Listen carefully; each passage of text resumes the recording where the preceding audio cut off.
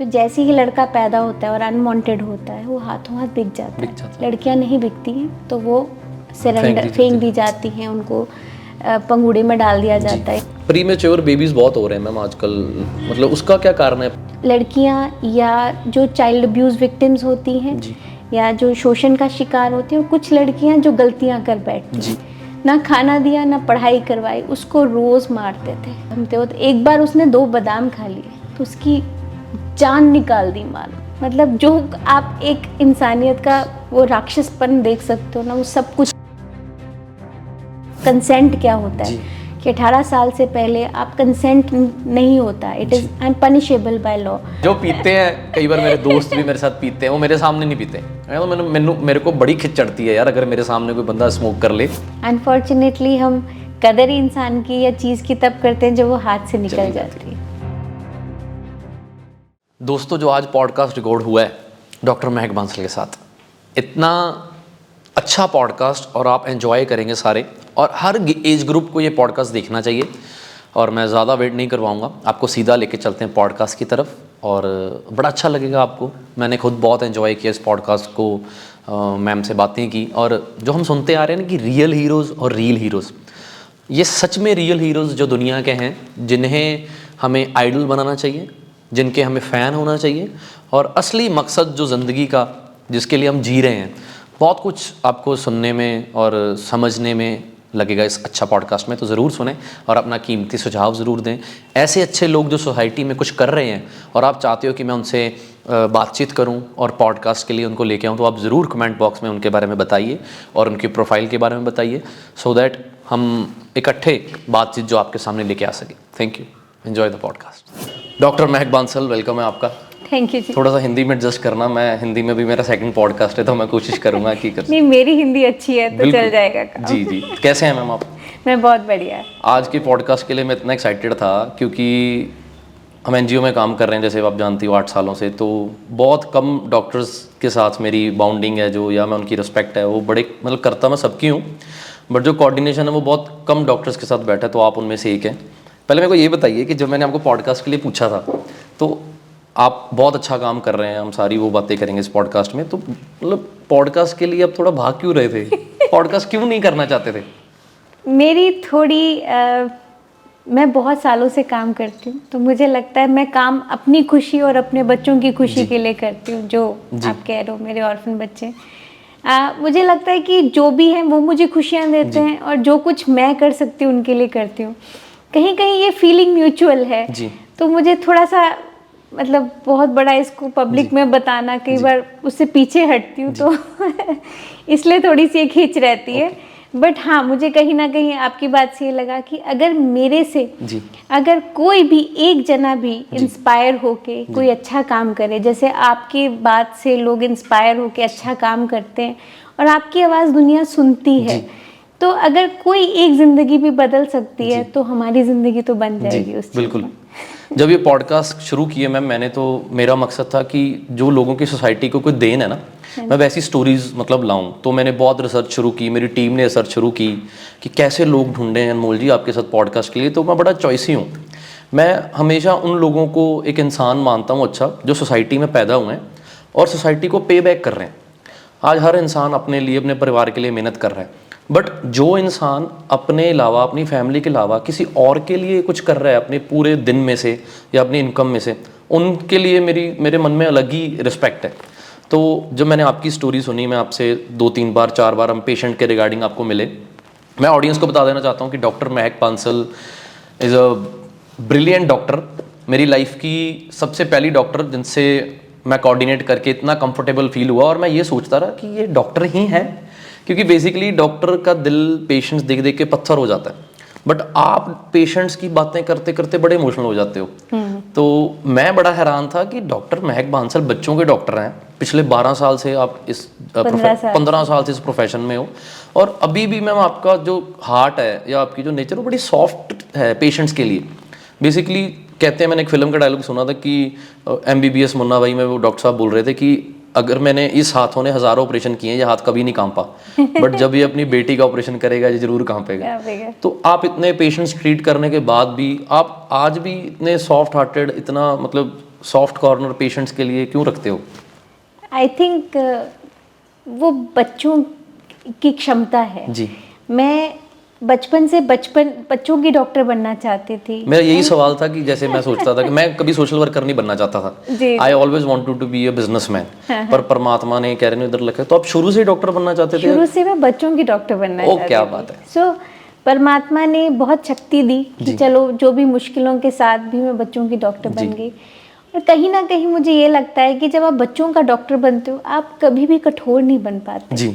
क्योंकि अगर आपके आईसीयू से या आपकी ट्रीटमेंट से एक बच्चा मुस्कुराता हुआ घर जाता है, उससे बड़ी खुशी इस दुनिया में कोई नहीं होती। बिल्कुल। और आप एक बच्चा बचाते हो, आप उसकी पूरी फैमिली बचाते हो। बिल्कुल। आप ऐसा नहीं कि सिर्फ वो बच्चा बचाते हो, उसकी पूरी फैमिली। और जैसे अपना बच्चा रोता है ना, तो मुझे कोई भी बच्चा रोता हुआ देख के तकलीफ होती है। ऑल्दो मैं एक आईसीयू चलाती हूँ तो बहुत तकलीफ में देखती हूँ, और वो तकलीफों से कठोर होने की बजाय मैं बहुत सेंसिटिव हो गई।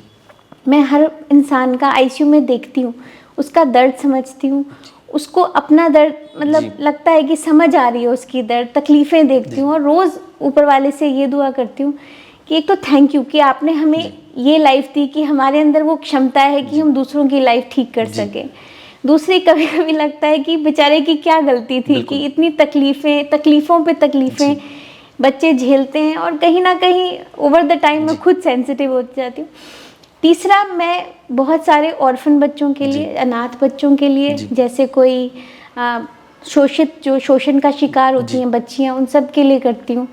तो वो 2-3 दिन तो जब मैं देखती हूँ उनको, मेरे बहुत ख़राब जाते हैं, क्योंकि उनको उस हालत में देखना बहुत मुश्किल है। पर जब वो बच्चे ठीक हो जाते हैं तो, क्योंकि मुझे सज़ा वज़ा नहीं पता, मुझे नहीं पता कौन सा कानून चलता है, ऊपर वाले का चलता है या लॉ का कानून चलता है, पर मुझे ये पता है अगर बच्चा खुश होके स्कूल जाने लग जाए, हमारी ज़िंदगी वहीं पे ठीक हो गई। क्योंकि मुश्किलें आती हैं, जैसी मर्जी मुश्किल, अगर हम मुश्किल से निकल के ठीक हो गए, वो अल्टीमेट एम होना चाहिए। सज़ा दिलाना नहीं दिलाना वो शायद हमारे हाथ में नहीं है, पर जो है अपनी ज़िंदगी खुद ठीक करना हमारे हाथ। मैम, ये विचार कहाँ से, स्टार्टअप कहाँ से हुआ था? किसने आपके घर में जो आपको इस लाइन की, क्योंकि मेरे को लगता है कि जो ऑडियंस भी पॉडकास्ट देख रही होगी उनकी लाइफ में भी कोई पहला डॉक्टर ऐसे होगा। क्योंकि मैं स्क्रीन पे किसी के साथ बैठने से पहले ऑफ स्क्रीन उसको दिखता हूँ।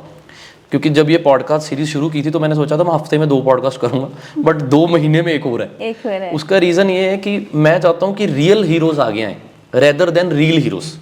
आज जितने भी पॉडकास्ट के लिए हम अपनी टीम को बोलते हैं, रिसर्च टीम, तो वो अगर 20 लोग निकालते हैं कि सर इससे पॉडकास्ट कर लो, सर इससे पॉडकास्ट कर लो, मैं सबसे पहले पूछता हूँ कि इनके सोसाइटी को क्या देना है। सर कोई देन नहीं है, इसके 1 मिलियन फॉलोअर्स हैं, इसके 2 मिलियन फॉलोअर्स हैं, तो आपका नामो निशान नहीं है सोशल मीडिया पे, आप बहुत दूर हो सोशल मीडिया से, ना आपके इंस्टाग्राम फॉलोअर्स हैं, ना फेसबुक लाइक्स हैं। पर फिर भी मैं आपके साथ एक्साइटेड इसलिए था पॉडकास्ट के लिए कि मैं ऑडियंस को बताना चाहता हूँ कि शी इज़ अ लेडी जो पिछले 12 सालों से ऑर्फन बच्चों के लिए वो कुछ कर रही है जो मैंने अपनी आंखों से देखा है। मैं आपको एक इंसिडेंट बताता हूँ कि आप सबने कार्तिक बच्चे का याद होगा आपको, जो 3-3.5 साल का बच्चा था और उसके मदर थे वो इंजेक्शन लगाते थे ड्रग्स के, फादर भी, चाचा भी और उसके दादा भी ड्रंकर थे और बच्चे की सिचुएशन बहुत ख़राब। तो she was the first lady which came in my mind कि मैं अब सिचुएशन पे क्या करूँ। तो डॉक्टर महक मैंने आपको कॉल किया। तो आपकी ज़िंदगी में जो कार्तिक जैसे केस तो हज़ारों आ चुके होंगे अब तक, सबसे वर्स्ट केस कैसा था जो आपको लगा कि आपकी भी रूह काम गई? पर जिस तरह से आपने कार्तिक के लिए पेन ली, मैंने जितने भी बच्चे आपके पास भेजे हैं ऑर्फन, और आपने फ्री ट्रीटमेंट किया उसका, है ना, कोई पैसे नहीं लिए। क्योंकि मैं बेसिकली डॉक्टर्स को भी हमेशा पूछता हूँ कि डॉक्टर्स भगवान का दूसरा रूप है, ये बात सच है, क्योंकि किसी की लाइफ बचाना। बट कुछ डॉक्टर्स ऐसे हैं जो वाकई पैसों की वजह से किसी पेशेंट को मतलब छुट्टी कर देते हैं कि इसके पास पैसे नहीं है तो छुट्टी कर दो। फिर वो कहते हैं कि मैनेजमेंट नहीं चलती, पैसे नहीं चलते। पर आप क्यों नहीं करते छुट्टी? आपके पास कोई बच्चा सीरियस आ जाए, आप चाहे एनजीओज़ की बोलो डोनेशन करने के लिए, आप अपनी पॉकेट से करो। आप क्यों नहीं ये सोच के उसको वापस भेजते कि मैनेजमेंट अफोर्ड नहीं कर सकती फ्री ट्रीटमेंट? क्या ऑथ, कौन सी ऑथ जो आपने ली है जो बाकी डॉक्टर्स ने नहीं ली? नहीं, मैं भी एक कॉर्पोरेट में काम कर चुकी हूँ। तो जब आप एक कॉर्पोरेट में काम करते हो आपके हाथ थोड़े बन जाते हैं। अब पिछले 2.5-3 साल से मैं ऐसे सेटअप में काम कर रही हूँ जहाँ पे हमें किसी को जवाबदारी नहीं देनी। बट जब हम कॉर्पोरेट में भी काम करते थे, मैंने ठेले वाले के बच्चे भी ठीक किए। चाहे हमें खुद का कुछ देना पड़े, चाहे एनजीओ से लेके देना पड़े, चाहे मैं कहती हूँ हर बंदे के पास क्षमता होती है, बिल्कुल, हर के पास होती है, मगर चाहे वो 20,000 नहीं दे सकता, 2-3 दे देगा। जी बिल्कुल, वो कहता है मैं लाख रुपए नहीं दे सकता, मैं 10 फड़ के ले आऊंगा। ये तो हमें हाथ बढ़ाना होता है, वहां से वो बात हाथ बढ़ाए। हम सिर्फ उनको, मैंने आज तक लाइफ में बस उन्हीं को मना किया है जो अपने बच्चे का इलाज ही नहीं कराना, खुद ही नहीं करवाना चाहते।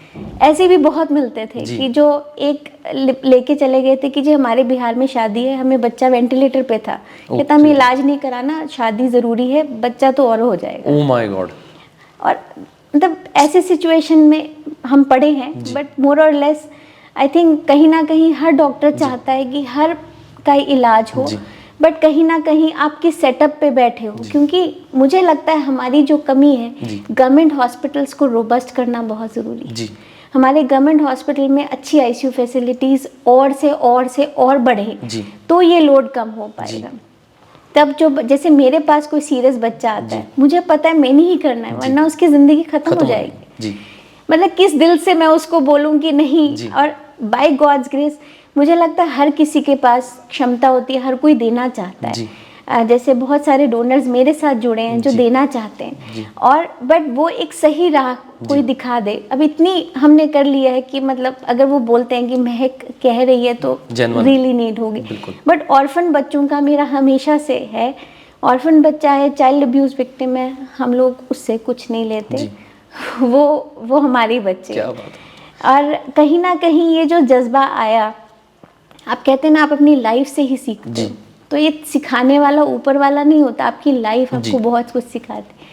पहले मैं एक खुद पेशेंट थी, मतलब मैं बहुत साल बीमार रही, तो बड़ी मुश्किल डॉक्टरी कंप्लीट करी। एक टाइम पे तो सब बोलते थे नहीं तेरे से नहीं होगा, छोड़ दे इसको, मतलब एमबीबीएस भी नहीं खत्म होगी तेरे।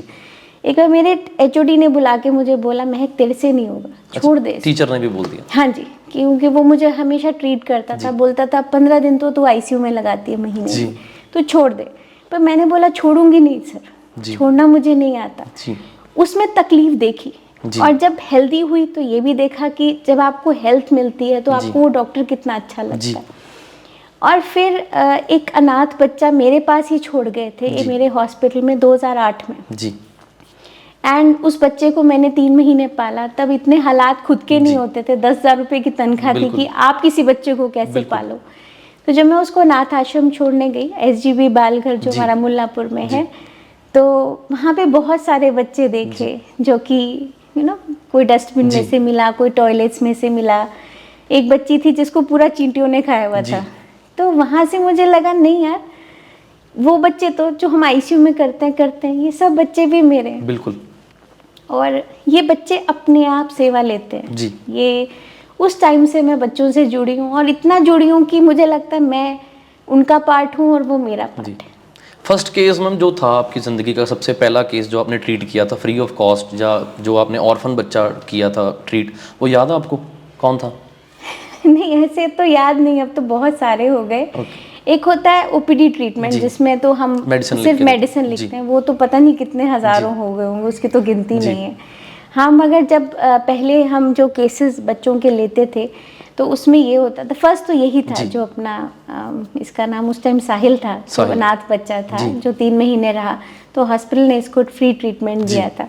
उसके बावजूद उसके बाद बहुत बच्चे आए, तो कहीं ना कहीं खुद के पैसे डाल के। ये साहिल की कब की बात है मैम? साहिल कब आया? 2008 की बात। 2008 में, मतलब हो गए 12 साल, 14 साल हो गए। तो वो साहिल कहाँ है पता है? वो अपने घर में है, अडॉप्शन हो गई थी। तो उसको मिले आप कभी? हाँ मैं मिली हूँ। यहीं इंडिया में ही है वो? हाँ जी, हाँ जी। तो कैसा लगता है उसको मिलके? बहुत अच्छा है। ऐसे नहीं, उसके बाद कितने बच्चे हुए, बच्चे जो हमारे अबैंडन्ड होते हैं, अगर वो छोटे होते हैं, उनको 3 मंथ्स के अंदर अडॉप्शन के लिए पेरेंट्स मिल जाते हैं। उनको घर में देख के जो सुकून मिलता है ना, वो अल्टीमेट होता है। वो मतलब मुझे जब हमारे ऑर्फनेज में बच्चा आता है, हम ये नहीं कहते ओहो ये क्या हो गया, हम कहते हैं वेलकम, बिल्कुल, थैंक यू गॉड कि आपने इस बच्चे की ज़िंदगी बचा ली, और अब उन माँ बाप के पास जाएगा जिनको बच्चा चाहिए। बिल्कुल। तो ये एक अपनी खुशी होती है। एंड उसके बाद मैं जब अपोलो में थी, एसपीएस अपोलो में, वहाँ पे हमने पहले 2-3 बच्चे, एक चंडीगढ़ से आई थी बच्ची, मेरे पास आते आते कार में ब्लू हो गई थी बिल्कुल। जी। तो दीदी का मेरे को फ़ोन आया, जसबीर दीदी का, महक देख वो बच्ची ब्लू हो रही है। तो मैंने कहा, काफी मैं serious नीचे भागी, बस उसको बस गाड़ी से उठाया और मैंने कहा आप लोग अपने आप आते रहना, तो मैं उसको आईसीयू लेके गई। जी। सो ये जर्नी बहुत अच्छी रही है एंड बहुत सेटिस्फाइंग रही है। इंस्पायर कहाँ से हुए मैम आप इन बच्चों के लिए? ये जो चिंगारी होती है हर किसी में, कोई ना कोई पेरेंट्स भरते हैं, कोई हमारे मदर या फादर, जैसे मेरे को इंस्पायर मेरे पापा ने किया, मेरी मम्मा ने किया, आपको किसने इंस्पायर किया इन कामों के लिए? आई थिंक हम सारे जो इस काम के लिए डील कर रहे हैं, हम सारे एक दूसरे से इंस्पायर होते हैं, और कहीं ना ऊपर वाले ने एक ड्यूटी लगा रखी होती है। आपको कहीं ना कहीं एक टाइम पे आके पता, जैसे आप बिजनेसमैन बनना चाहते थे, पर आपको कहाँ ड्यूटी दे दी? कहाँ ड्यूटी दी? बिल्कुल बिल्कुल बिल्कुल, यही मैं सोचता हूँ। आपके पेरेंट्स भी सोचते होंगे ना कि अनमोल को अच्छा वाला पैदा किया तो कहाँ चला गया। वो तो खुश हैं। नहीं, मेरे मम्मी पापा भी सोचते होंगे कि हमने तो इसको एज अ डॉक्टर प्रोफेशन सोचा था, ये कहाँ चली गई। बट आई थिंक ये ड्यूटी होती है ऊपर वाले की। कोई ऐसा इंसिडेंट आपकी लाइफ में ऐसा होता है जहाँ पे आपको लगता है कि नहीं, यही मुझे करना है। सो एंड कभी ना कभी, जैसे मैंने आपको बताया ना कि बच्चों से मुझे बहुत प्यार है, तो उनकी तकलीफ, उनका दर्द, उनका प्यार समझ आता है। तो ये ऊपर वाले ने शक्ति दी है। एंड कहीं ना कहीं मेरे पेरेंट्स हमेशा मोटिवेट ही करते हैं कि आप ऐसा काम करिए। जसबीर दीदी, आप जानते हैं उनको, कुलविंदर वीर जी, इन लोगों को देख के तो लगता है कि मैं तो कुछ भी नहीं कर रही। इन्होंने अपनी सारी जिंदगी बच्चों को दी है। तो मतलब मैं तो बहुत छोटा पार्ट अदा कर रही हूँ, बट हाँ, जहाँ मेरे को कहीं पे भी बच्चा सोसाइटी में लगता है जिसको नीड है, तो इतनी क्षमता है कि हम खड़े हैं उसके लिए। एक ना उबा बच्ची दीदी आई थी हमारे पास, आपको याद होगा, उबा ना, तो उसके पेरेंट्स ने उसको मतलब रखने से इनकार कर दिया था। आपको क्यों लगता है सोसाइटी में आज भी लोग लड़कियों को कम क्यों समझते हैं लड़कों से? ऑल दो लड़कियां इतनी एग्जांपल सेट कर रही हैं, चाहे वो आप ऑफिसर लॉबी में देख लो, चाहे वो पॉलिटिशियन में देख लो, किसी भी, आप बीइंग अ डॉक्टर है ना, doctor Mahak Bansal is a name now, तो मैं खुद बहुत इंस्पायर्ड हूँ। तो क्यों लगता है आपको कि लोग बच्चों को, मैंने लड़कों को भी बहुत देखा है कि लोग लड़कों को भी फेंक देते हैं, पर ज़्यादातर आपके पास केस लड़कियों के आए होंगे कि लड़की को बाथरूम में फेंक दिया या झाड़ियों में फेंक दिया। अभी कल भी आप बता रहे हैं केस है। इसका रीज़न आप क्या समझते हो कि आज की सोसाइटी में इतना कुछ मॉडर्नाइज हो चुका है, लड़कियां खुद को साबित कर पा रही हैं कि हम लड़कों से बेहतर हैं, कम से कम हमें बराबर का हक तो दो। इज्जत तो लड़कियों की ज़्यादा देनी बनती है इस पर सोसाइटी, है ना, क्योंकि अपना, मैं हमेशा कहता हूँ कि कोई लड़का अपना घर छोड़ के जा सकता है किसी के घर? नहीं जा सकता ना। एक लड़की अपना सारा कुछ, अपना बचपन, अपना सब कुछ छोड़ के अपना सरनेम तक बदल लेती है उस लड़के के लिए, उस फैमिली के लिए एडजस्ट करती है। तो रीज़न क्या लगता है आपको कि लोग कहाँ, मतलब ये सोच कहाँ रह रही है? हमारी सोसाइटी में कुछ भी नहीं बदलेगा। मैं इतना 20 साल हो गए देखते हुए तकलीफ़ें। ठीक है, आप जो एक लड़का लड़की में जो भेद है वो हमेशा रहने वाला है, ये नहीं चेंज होगा। एजुकेशन ने कुछ हद तक इतना कर दिया है कि लड़कियों को ताकत दी है कि अपने पैर पे खड़े हो जाओ, मगर अगर उनकी फैमिली देखोगे, आज भी वही कहते हैं कि भाई इसकी अगर शादी नहीं हुई या इसको शादी, इसका अल्टीमेट एम है लाइफ का। जी। और कहीं ना कहीं जब एक लड़की पैदा होती है, एक तो होता है कि वारिस हो जाए हमारे यहाँ पे, ठीक है। दूसरा, हमारे पास 2-3 तरीके के बच्चे जो लावारिस फेंके जाते हैं, वो 2-3 तरीके की। एक फाइनेंशियल दिक्कत के साथ, उसमें चाहे लड़का हो चाहे लड़की हो, उसमें कोई फ़र्क नहीं पड़ता। आपको ये भी बता देती हूँ, लड़के हमारे पास कम क्यों आते हैं, लड़के हाथों हाथ बेच दिए जाते हैं। ओह माय गॉड, ये सोसाइटी में आज भी होता है। यस। तो जैसे ही लड़का पैदा होता है और अनवांटेड होता है, वो हाथों हाथ बिक जाता है। लड़कियां नहीं बिकती हैं, तो वो सरेंडर फेंक दी जाती हैं, उनको पंगुड़े में डाल दिया जाता है या उनको फेंक दिया जाता है। तो ऐसा नहीं है, अनवांटेड चिल्ड्रन है, उसमें मेजर है फाइनेंशियल, ठीक है, कि फाइनेंसिस नहीं है उस बच्चे को पालने के लिए। दूसरा है, कई लड़कियां या जो चाइल्ड अब्यूज़ विक्टिम्स होती हैं या जो शोषण का शिकार होती हैं, और कुछ लड़कियां जो गलतियां कर बैठती हैं, जब वो रियलाइज़ करती हैं, तो सोसाइटी में देखो गलतियां सबसे होती हैं, पर सोसाइटी उसको एक्सेप्ट करके सही तरीके से नहीं चलती। बिल्कुल। सोसाइटी उसको तो करती है। जो एजुकेशन बच्चों में कम है। मैं बहुत प्रोजेक्ट्स चाइल्ड अब्यूज़ पे भी करती हूँ, जहाँ पे मैं बच्चों को सिखाती हूँ सेल्फ अवेयरनेस प्रोग्राम, अपना बारे में, शरीर के बारे में पता हो, कंसेंट क्या होता है, कि 18 साल से पहले आप कंसेंट नहीं होता, it is punishable by law. बच्चों को सिखाना कि सिंपल लैंग्वेज में कि गुड टच बैड टच क्या होता है, आपके प्राइवेट पार्ट्स क्या होते हैं, ये एजुकेशन हम चूकते हैं, बिल्कुल शर्म करते हैं। माँ बाप कहते हैं मेरे को, अरे मैं कैसे अपने बच्चे से ये बात कर सकते हैं। और मैं चाहूँगा कि आप बिल्कुल मैम, मैं आपका सवाल यहाँ पे थोड़ा और कर रहा हूँ कि लोगों को भी ज़रूर इसमें कि आप जिनके घर में बेटियाँ हैं या बेटे हैं, वो भी अपनी परवरिश में ये जो गुड टच है बैड टच है, इसके लिए भी आप ज़रूर बात करें कि लोग कैसे ये चीज़ को मतलब। बहुत सिंपल है जी, बहुत सिंपल शब्दों में आप इसको एक्सप्लेन कर सकते हो जी, बहुत बड़े बड़े मोटे मोटे शब्द नहीं चाहिए होते जिसमें आपको भी शर्म आए। अब सपोज मैं आपको बताऊं, आपके पास ऐसे शब्द होने चाहिए जो आप अपने फ्रेंड को बता बिल्कुल सको। ये बहुत सिंपल है, इसका हम प्रोग्राम रन करते हैं। तो अगर आप इस सिंपल तरीके से अपने बच्चों से बात करें, उसकी लाइफ बच सकती है, बहुत कुछ बच सकता है। आई थिंक ये हिच निकाल के हमें बस बात करनी है। तो ये सिंपल, जैसे कुछ मैंने बताया ये कुछ अनवांटेड बच्चे होते हैं, और तीसरे तो मुझे लगता है वारिस के करके कि लड़की पे लड़की, लड़के पे लड़का ट्राई करते रहते हैं। ये हो रहा है बिल्कुल। ये हाँ जी। मैं रोज देखता हूँ, तो मैं चाहता हूँ कि आप भी अपना एक्सपीरियंस शेयर करें। नहीं, ये मैं तो एक पीडियाट्रिशियन हूँ, और जब भी हम बच्चे गोद में लेके आते हैं, कहते हैं लड़की है, तो 90% के तो मुंह बने। ये आज भी हो रहा है ना? ये आज भी होता है। मतलब हैरानगी है कि 90% लोग हैं जो इस बात को वाकई अभी भी लिट के भी रोते हैं कई। ओ माय गॉड, कि भाई ये क्या हो, ये कब बदलेगा मैम? मैं चाहता हूँ कि इसके लिए मैंने उस उम्मीद ही छोड़ दी। मैं ये चाहती हूँ, मेरा जो विजन है कि लड़कियाँ इतनी इंडिपेंडेंट, इतनी स्ट्रॉन्ग और इतनी धाकड़ हो जाएं। धाकड़ मतलब कि आपके साथ कुछ भी हो जिंदगी में, हो तो आप लड़की हो, आपका मन हमेशा नाजुक ही रहेगा। बट मैम, उन लड़कियों को जो रोका जा रहा है दुनिया में आने के लिए, या उनको एज ए ऑर्फन छोड़ दिया जाता है, उन लड़कियों का क्या कसूर है? वो तो ताकत बनना चाहती हैं, नाम रोशन करना चाहती हैं। आपने भी बहुत ऑर्फन लड़कियां देखी होंगी, मैंने भी देखी हैं, जिन्होंने वाकई अपने माँ बाप का, चलो उस टाइम पे माँ बाप ने छोड़ दिया होगा, बट आज वो अपने माँ बाप का नाम रोशन कर रही हैं और उनको पता नहीं कि उनके पेरेंट्स कौन है। वो कहीं ना कहीं पछतावा है बहुत बड़ा उन पेरेंट्स के लिए कि देखो, शर्म करो। उनकी किस्मत खराब है। पर हम कहते हैं ना, ऐसे लोग भी हैं तो अच्छे लोग भी हैं जी, जो हमारे बच्चों को अडॉप्ट करके इतनी लड़कियों को एक नई जिंदगी देते हैं, चाहे वो इंडिया के हो चाहे यूएस के हो। वो भी लोग मतलब काबिले तारीफ हैं। वो हमें तो वो गॉड लगते हैं, क्योंकि उन्होंने एक जिंदगी बचा ली और बदल दी। बिल्कुल। और उन्होंने ये नहीं देखा लड़की है या लड़का। बिल्कुल। तो कहते हैं ना, ऊपर वाले ने एक मिक्सचर बनाया है, अच्छे लोग भी बनाए, बुरे लोग भी बनाए। हम जिन ग्लासेस से देखते हैं ना, मैंने कोविड में बहुत बुरा वक्त देखा, मगर हम जिन ग्लासेस से देखते हैं, हमें दुनिया अच्छी लगती है जी, क्योंकि हमें इतने अच्छे लगते हैं, हमें बुराई छुप जाती है। जैसे मुझे अब आपका बैठा यहाँ पर इतना अच्छा लग रहा है कि मैं चाहता था कि हम अपने प्लेटफॉर्म पे आपको इतना, मतलब जो आपकी सोच है, क्योंकि जब मैंने पॉडकास्ट के लिए मैम को बोला था, मैम हमेशा भाग रहे थे कि नहीं। मैं कहा मैम आप क्या हो, आपको भी नहीं पता। आई वॉन्ट कि आपके साथ और लोग जुड़े, जो हमारे साथ लोग जुड़े हैं वो जुड़ना चाहते हैं। जैसे आप बात कर रहे हो कि ग्लासेस आपके ऐसे लगे हुए हैं कि आपको अच्छे लोग ही दिखते हैं, पर और जो अच्छे लोग हैं दुनिया में जो हमें नहीं नज़र आ रहे, वो भी आपकी आंखों के सामने आना चाहते हैं।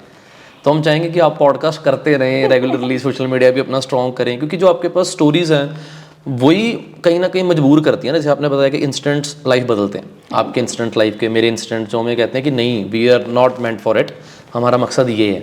तो आपकी ज़िंदगी का सबसे वर्स्ट केस कैसा रहा है? क्योंकि मैंने तो जो देखे हैं, कार्तिक का केस देख लिया, या और उबा का केस देख लिया, माँ बाप ने घर से फेंक दिया, छोड़ दिया। आपका ज़िंदगी का सबसे वर्स्ट केस जो आपको लगा हो कि? मैं 2-3 केसेस बताऊंगी। एक मेरा बेटा है जिसको पोलियो था जी। वो मुझे सिविल हॉस्पिटल पार्क में मिला था, उसको फेंक के चले गए थे। ओके, कितनी देर का था वो? तो वो है 8 साल का। ओके, आज? हाँ, कुछ महीने हो गए। ओके, तभी मिला था? तब मिला था। ओके। तो उसके माँ बाप मर चुके थे, और उसके मासड़ ने ना उसको ईंटों से, पत्थरों से मार के, जला जलू के उसको पार्क में फेंक दिया था। Oh my God। उसकी गलती क्या थी सोचो? वो खाना मांगता था, वाहिगुरु, और खुद चल नहीं सकता, तो उसको खाना मांगता था। तो जब उसको मैंने पहले तो उसको देख के ना ऐसे दिल दहलाने वाली, जैसे कार्तिक का देख के वैसे दिल दहल गया उसको देख के। तो धीरे धीरे उसका भाई आया जी। तो लोग कहते थे ये भी चोर है। अच्छा जी। वो क्या चोरी करता? बिल्कुल, खाना चोरी करता। 8 साल का बच्चा क्या करेगा? वो 10 साल का वो खाना चोरी करता था। तो उसका पैर इतना गल गया था कि लगा था कि काटना पड़ेगा जी। चलो, मैंने उसको हॉस्पिटल में शिफ्ट किया, उसका पैर पूरा ठीक हो गया, वो सर्जरी से बच गया, मतलब पैर कटने से बच गया। और वो पर एक बार बोलता था मेरे को, अगर मेरी मम्मी होती तो ऐसा नहीं होता। मतलब वो बस ना मेरे दिलो जान पे ना वो बात छूट गई कि मतलब कैसे बच्चे तड़पते अपने माँ बाप के लिए। दूसरी मेरी बेटी थी जो कि she was a abuse victim, तो उसकी आंतड़ी फाड़ दी थी जिसने किया उसके साथ शोषण। तो वो ऐसे लेकर घूमती थी और बहुत बेचारी सिविल हॉस्पिटल, गवर्नमेंट हॉस्पिटल के धक्के खा रही थी, उसकी सर्जरी होनी थी। तो मेरे पास आई तो बोलती दीदी मैंने ना स्कूल जाना है, इसके साथ कैसे जाऊंगी। तो मैंने बोला कोई बात नहीं बेटा, हम इसको ठीक कर देंगे। उसका चलो आंतड़ी जोड़ी, अब वो बच्ची स्कूल जाती है। और जो सबसे दिलाने वाली वो मेरी अभी हुई है। एक बच्ची 3 महीने उनकी मम्मी से लिया गया कि आपको इसको खाना देंगे और इससे पढ़ाई करवाएंगे। ना खाना दिया ना पढ़ाई करवाई, उसको रोज़ मारते थे। उसकी इतने बड़े बड़े जख्म थे। तो एक बार उसने 2 बादाम खा लिए तो उसकी जान निकाल दी मार मार। माँ बाप ने? नहीं, जिनके घर में वो रखी हुई थी। ओहो। जान निकाल दी। उसको प्लग से इलेक्ट्रिक शॉक दिया, उसको गरम तवे से मारा। मतलब जो आप एक इंसानियत का वो राक्षसपन देख सकते हो ना, वो सब कुछ सोच सकते हो। वो 10 दिन माँ अपने घर में रख के बैठी रही, डर के मारे कि भी मेरे रिश्तेदार हैं, वो मेरे को गलत ना कर दे, मेरे बाकी बच्चों को ना मार दे, विडोड मदर है जी। और वो बच्ची कंकाल बन चुकी थी। अगर आप पुरानी फोटो देखेंगे और अब वाली देखेंगे ना तो आप पहचान नहीं पाएंगे वही बच्ची। वो 3 महीने रही मेरे पास हॉस्पिटल में। इतने इलाज कराए उसके, एक एक वूंड, मतलब इतना बुरा हाल था ना उसके शरीर को देख के और उसकी तकलीफ को हम सारे रोए। अल्टीमेटली वो ग्राफ्टिंग होती है, स्किन ग्राफ्टिंग करके उसको घर भेजा, वो स्कूल जा रही है। तो मैं बोल रही हूँ ना, तकलीफें हम कहते हैं हमारे को ये हो गया, हमारा बिजनेस नहीं चलता, हमारा ये नहीं होता, ये नहीं होता, उसने हमें ऐसे कह दिया, उसने हमें कह दिया। हमें क्यों सब कुछ अच्छा लगता है? हमें इतनी तकलीफ़ों के बाद भी जब बच्चे स्ट्रॉन्ग बन के वापस स्कूल जाते हैं ना, तो हमें लगता है कि हीरो कोई नहीं है, ये बच्चे हैं। बिल्कुल। तो हमें कहीं ना कहीं लाइफ में अपनी तकलीफ़ें छोटी करके उनको फाइट करके अपने आप को स्ट्रॉन्ग बनाना ज़रूरी है। और ये बच्चे लाइव एग्जाम्पल है उस चीज़ का। और आप उनकी स्टोरी बता रहे हैं मैम, तो मैं तो हमेशा कहता होता हूँ कि हमें तब तक अपने दुख बड़े लगते हैं जब तक हम किसी और का नहीं सुनते। तो ये जो आप बता रहे हो ये तो मेरे को शॉक कर रहा है, और आपने खुद अपनी आंखों से देखा, उनको ट्रीट किया है। मतलब दूसरा मैंने जो अभी तक लाइफ में देखा है ना, हम लोग सारे डिससेटिस्फाइड से हो गए हैं। बिल्कुल। कोई अपनी बीवी से नहीं खुश, कोई अपने बच्चे से नहीं खुश, कोई अपने माँ बाप से नहीं खुश। मैं कहती हूँ यही लोग हैं जो आपका घर बनाते हैं जी। और यही लोग हैं जो आपकी मुसीबत में आपका साथ देंगे। आप किनसे लड़ रहे हो? बिल्कुल। आप क्यों लड़ रहे हो इनसे? Very deep thing, very deep. आप क्यों लड़ते हो? जब मैं और आप एक घर में भी रहेंगे ना तो बर्तन खनकेगा, ठीक है? हर एक की सोच सेम नहीं होती, पर आपको ये समझना चाहिए कि आप दुनिया में हो। जैसे वो बच्चा बोला, अगर मेरी मम्मी होती ना तो ऐसा नहीं होता। आपको सबके पॉजिटिव नेगेटिव के साथ एक्सेप्ट करो, खुश रहो। मेरी वाइफ में ये नहीं है, कोई बात नहीं, उसमें पॉजिटिव चीजें हैं। क्या बात है। रोज टिंटेड ग्लासेस रखो, मैं कहती हूँ जिंदगी बहुत खुशहाल रहेगी। हम नेगेटिव वो कहते हैं ना, आधा ग्लास भरा हुआ है आधा खाली है, वो आपने क्या देखना है वो आपकी मर्जी है। या तो आप भरा वाला देखो या आप आधा। बिल्कुल। और हमने कोविड में इतनी तकलीफें देखी, हमें तो भरा हुआ ही दिखता है सब कुछ। बिल्कुल। मैं कहती हूँ अपने परिवार को सहेज के रखो, be proud of what you have, क्योंकि बहुत लोगों के पास कुछ भी नहीं है। बिल्कुल। और अपने दिन में से 2 सेकंड, 5 सेकंड या अपने महीने में से 10 मिनट भी आप किसी और के लिए, किसी बच्चे के लिए निकालोगे, छोटी चीज़ है। सपोज मैंने अपनी पूरी सैलरी से 2000 फीस दे दी एक बच्चे की महीने की, आपके लिए बहुत छोटी चीज़ है, शायद एक मूवी टिकट है। बिल्कुल। बट उस बच्चे की पूरी जिंदगी उस पर निर्भर है और ये डुएबल है। ये ऐसा नहीं है कि मैं बहुत बड़ी चीज़ मांगती हूँ किसी से, मैं बस मांगती हूँ थोड़ा सा कॉन्ट्रीब्यूशन करते, अपना खुश रहो और थोड़ा सा कॉन्ट्रीब्यूशन उस सोसाइटी के लिए करो जिसमें आपने कुछ करना है। और ये हिंदुस्तान में, I am a proud Indian, मैं ये कहती हूँ हमारी संस्कृति में है कि हम करने वाले हैं। जी। मैं तो बड़ा एंजॉय कर रहा हूँ आपके साथ में बातें। मेरे को लग नहीं रहा कि पॉडकास्ट चल रहा है। अगर आप भी एंजॉय कर रहे हैं तो प्लीज़ ऐसे पॉडकास्ट सुनिए, क्योंकि मैं हमेशा कहता हूँ कि अगर किसी इंसान ने अपने 5 साल आने वाले अगले देखने हैं ना, उसकी यूट्यूब रिसर्च चेक कर लो कि क्या सुन रहा है सारा दिन, क्योंकि जो हम सुनेंगे अब सोसाइटी में, ये जो आप केसेस की बात कर रहे हो, कई लोगों को पता ही नहीं होगा कि ऐसे केस एग्जिस्ट करते हैं, क्योंकि उन्होंने कभी इंटरेस्ट ही नहीं लिया सुनने का। नहीं, आजकल ना वो गंदी न्यूज आती है ना, बस वही सुने जाते हैं। एक्चुअली मैम एक और बात मेरे को सुनने में आई है कि अमेरिका में ये जो फेसबुक है, इंस्टाग्राम है, इन्होंने एल्गोरिदम ऐसे सेट किए हुए हैं कि जो रील्स अमेरिका में चलती हैं वो सारी इंस्पायरिंग रील्स, कि हमारा देश तरक्की कर रहा है, कैसे इंस्पिरेशन है। और इंडिया में क्या कर रहे हैं कि यूथ सारी बस वही सारा दिन हा हा ही सारी अनमीनिंगफुल सी बातें, तो ये बड़ा चल रहा है। कुछ हम जो फेसबुक पे लाइक करते हैं वैसे ही आगे कंटेंट आना शुरू हो जाता है, आगे कंटेंट, तो फिर हमारा माइंड लेवल वैसे ही बन जाता है जी। मैम, आपको लगता है कि ये जो अपने हैं, जैसे आपने ये बड़ी अच्छी बात बोली कि लड़ना मरना इनके साथ ही है, तो हर किसी में कमी है, आपको कहीं ना कहीं लगता है कि लोग किसी के जाने के बाद कदर करते हैं? जैसे वो बच्चा था, मेरी माँ होती तो वो ये हाल ना होने देती। लोग भी कहीं ना कहीं अपने माँ बाप से आज, जैसे हम कहते हैं कि आई नीड सम स्पेस, आजकल बच्चे बड़ा कह रहे हैं कि माँ बाप को कि आई नीड सम स्पेस, मेरे से बात मत करो, मैं अकेला ही ठीक हूँ। इसका क्या कारण लगता है कि ये होना चाहिए या नहीं होना चाहिए? अनफॉर्चुनेटली हम कदर इंसान की या चीज़ की तब करते हैं जब वो हाथ से निकल जाती है। जब वो कोई बीमार होके चला गया दुनिया से, तब हमें लगता है अरे मैं सारी ज़िंदगी लड़ता रह गया इससे। क्या बात है। क्यों नहीं आज सोचें कि आज जो है, जिनसे हमारे मन मुटाव हैं, जब हम है तो हमारा फैमिली का पार्ट ही ना, तो ये बट ये है, ये सच बात है कि जब वो चला जाता है दुनिया से, तब हमें लगता है कि अरे क्या हो गया। तो ज़रूर रोज़ की टाइम पे क्यों नहीं उस बंदे की वैल्यू करें, या जो उस इंसान की या बच्चे की वैल्यू करें। बच्चों के लिए मैं एक चीज़ बोलूँगी, सोशल मीडिया से हटा दो, बहुत ज़रूरी है आज की डेट में। कोविड के टाइम पे हमने जो नाच देखा है एज अ बच्चों का डॉक्टर, वो बहुत बुरा हाल है।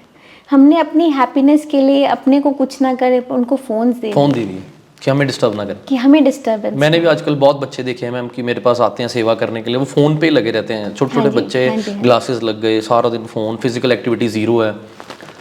माँ बाप क्या करें इसके लिए? माँ बाप को क्या सजेशन देना चाहते हैं आप? फ़ोन हटा दीजिए ज़िंदगी, अपनी ज़िंदगी से भी और बच्चों की ज़िंदगी से भी। पॉजिटिव न्यूज़ देखो, जैसे ये एक पॉडकास्ट है, आप कई ऐप्स, जैसे मैं बेटर इंडिया ऐप देखती हूँ, मैं शुरुआत दिन की एनडीटीवी न्यूज़ से नहीं करती, मुझे पता है सब बेकार ही आएगा।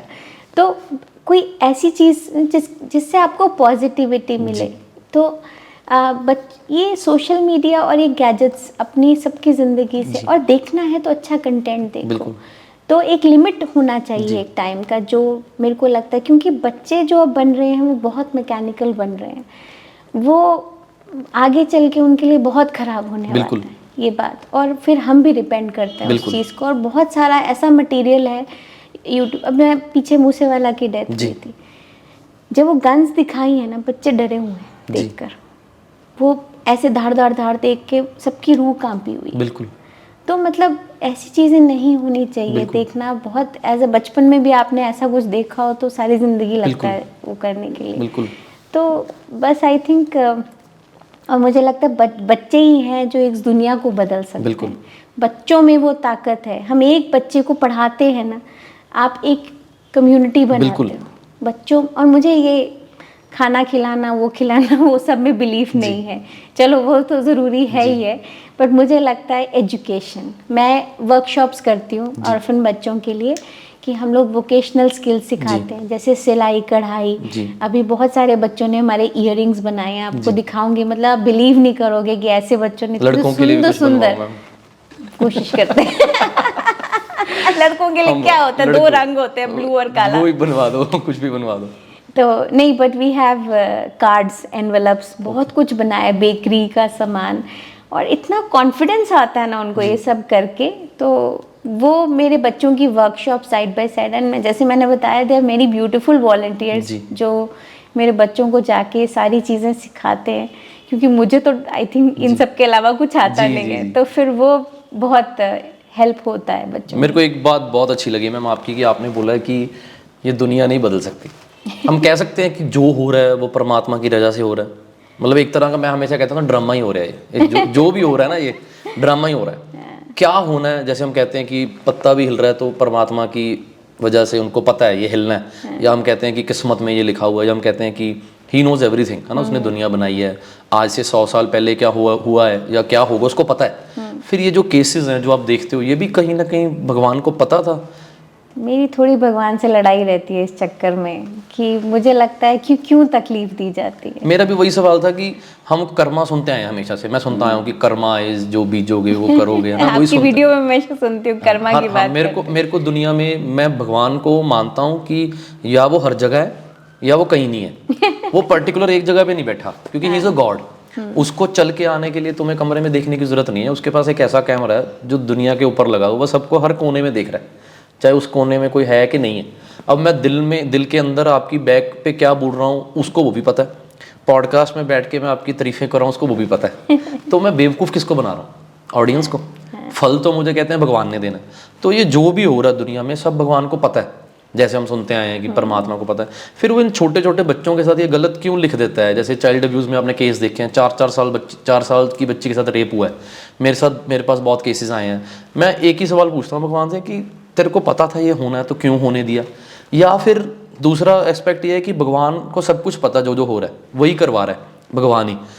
वो शायद हम जैसे लोगों को परख रहा है कि आपके अंदर क्या है इन बच्चों को देख के। जैसे आप कोई ऑर्फन बच्चा देखते हो, तड़प जाते हो, उसको देखकर उसकी हेल्प के लिए जाते हो, फाइनेंशियली करते हो, मेडिकल करते हो, वो आपको परख रहा है या उस बच्चे को माड़े कर्मों की सज़ा दे रहा है? हो क्या रहा है ये? मैंने ना मैं एनिमल्स के लिए भी काम करती हूँ, तो बहुत सारे हम एनिमल्स, डॉग्स, कैट्स को हम फीड करते हैं। तो पीछे एक बंदे ने एक गरम टीन के ऊपर एक डॉग को बांधा हुआ था और उसकी पूरी आँख में खाया हुआ था मैगट्स ने, अंदर तक मैगट्स चले गए थे। वो इंसान के अंदर इतनी इंसानियत नहीं थी कि तू उसको खुला छोड़ दे, तूने नहीं रखना कोई बात नहीं, तू खुला छोड़ दे, अपनी 2 रोटी तो।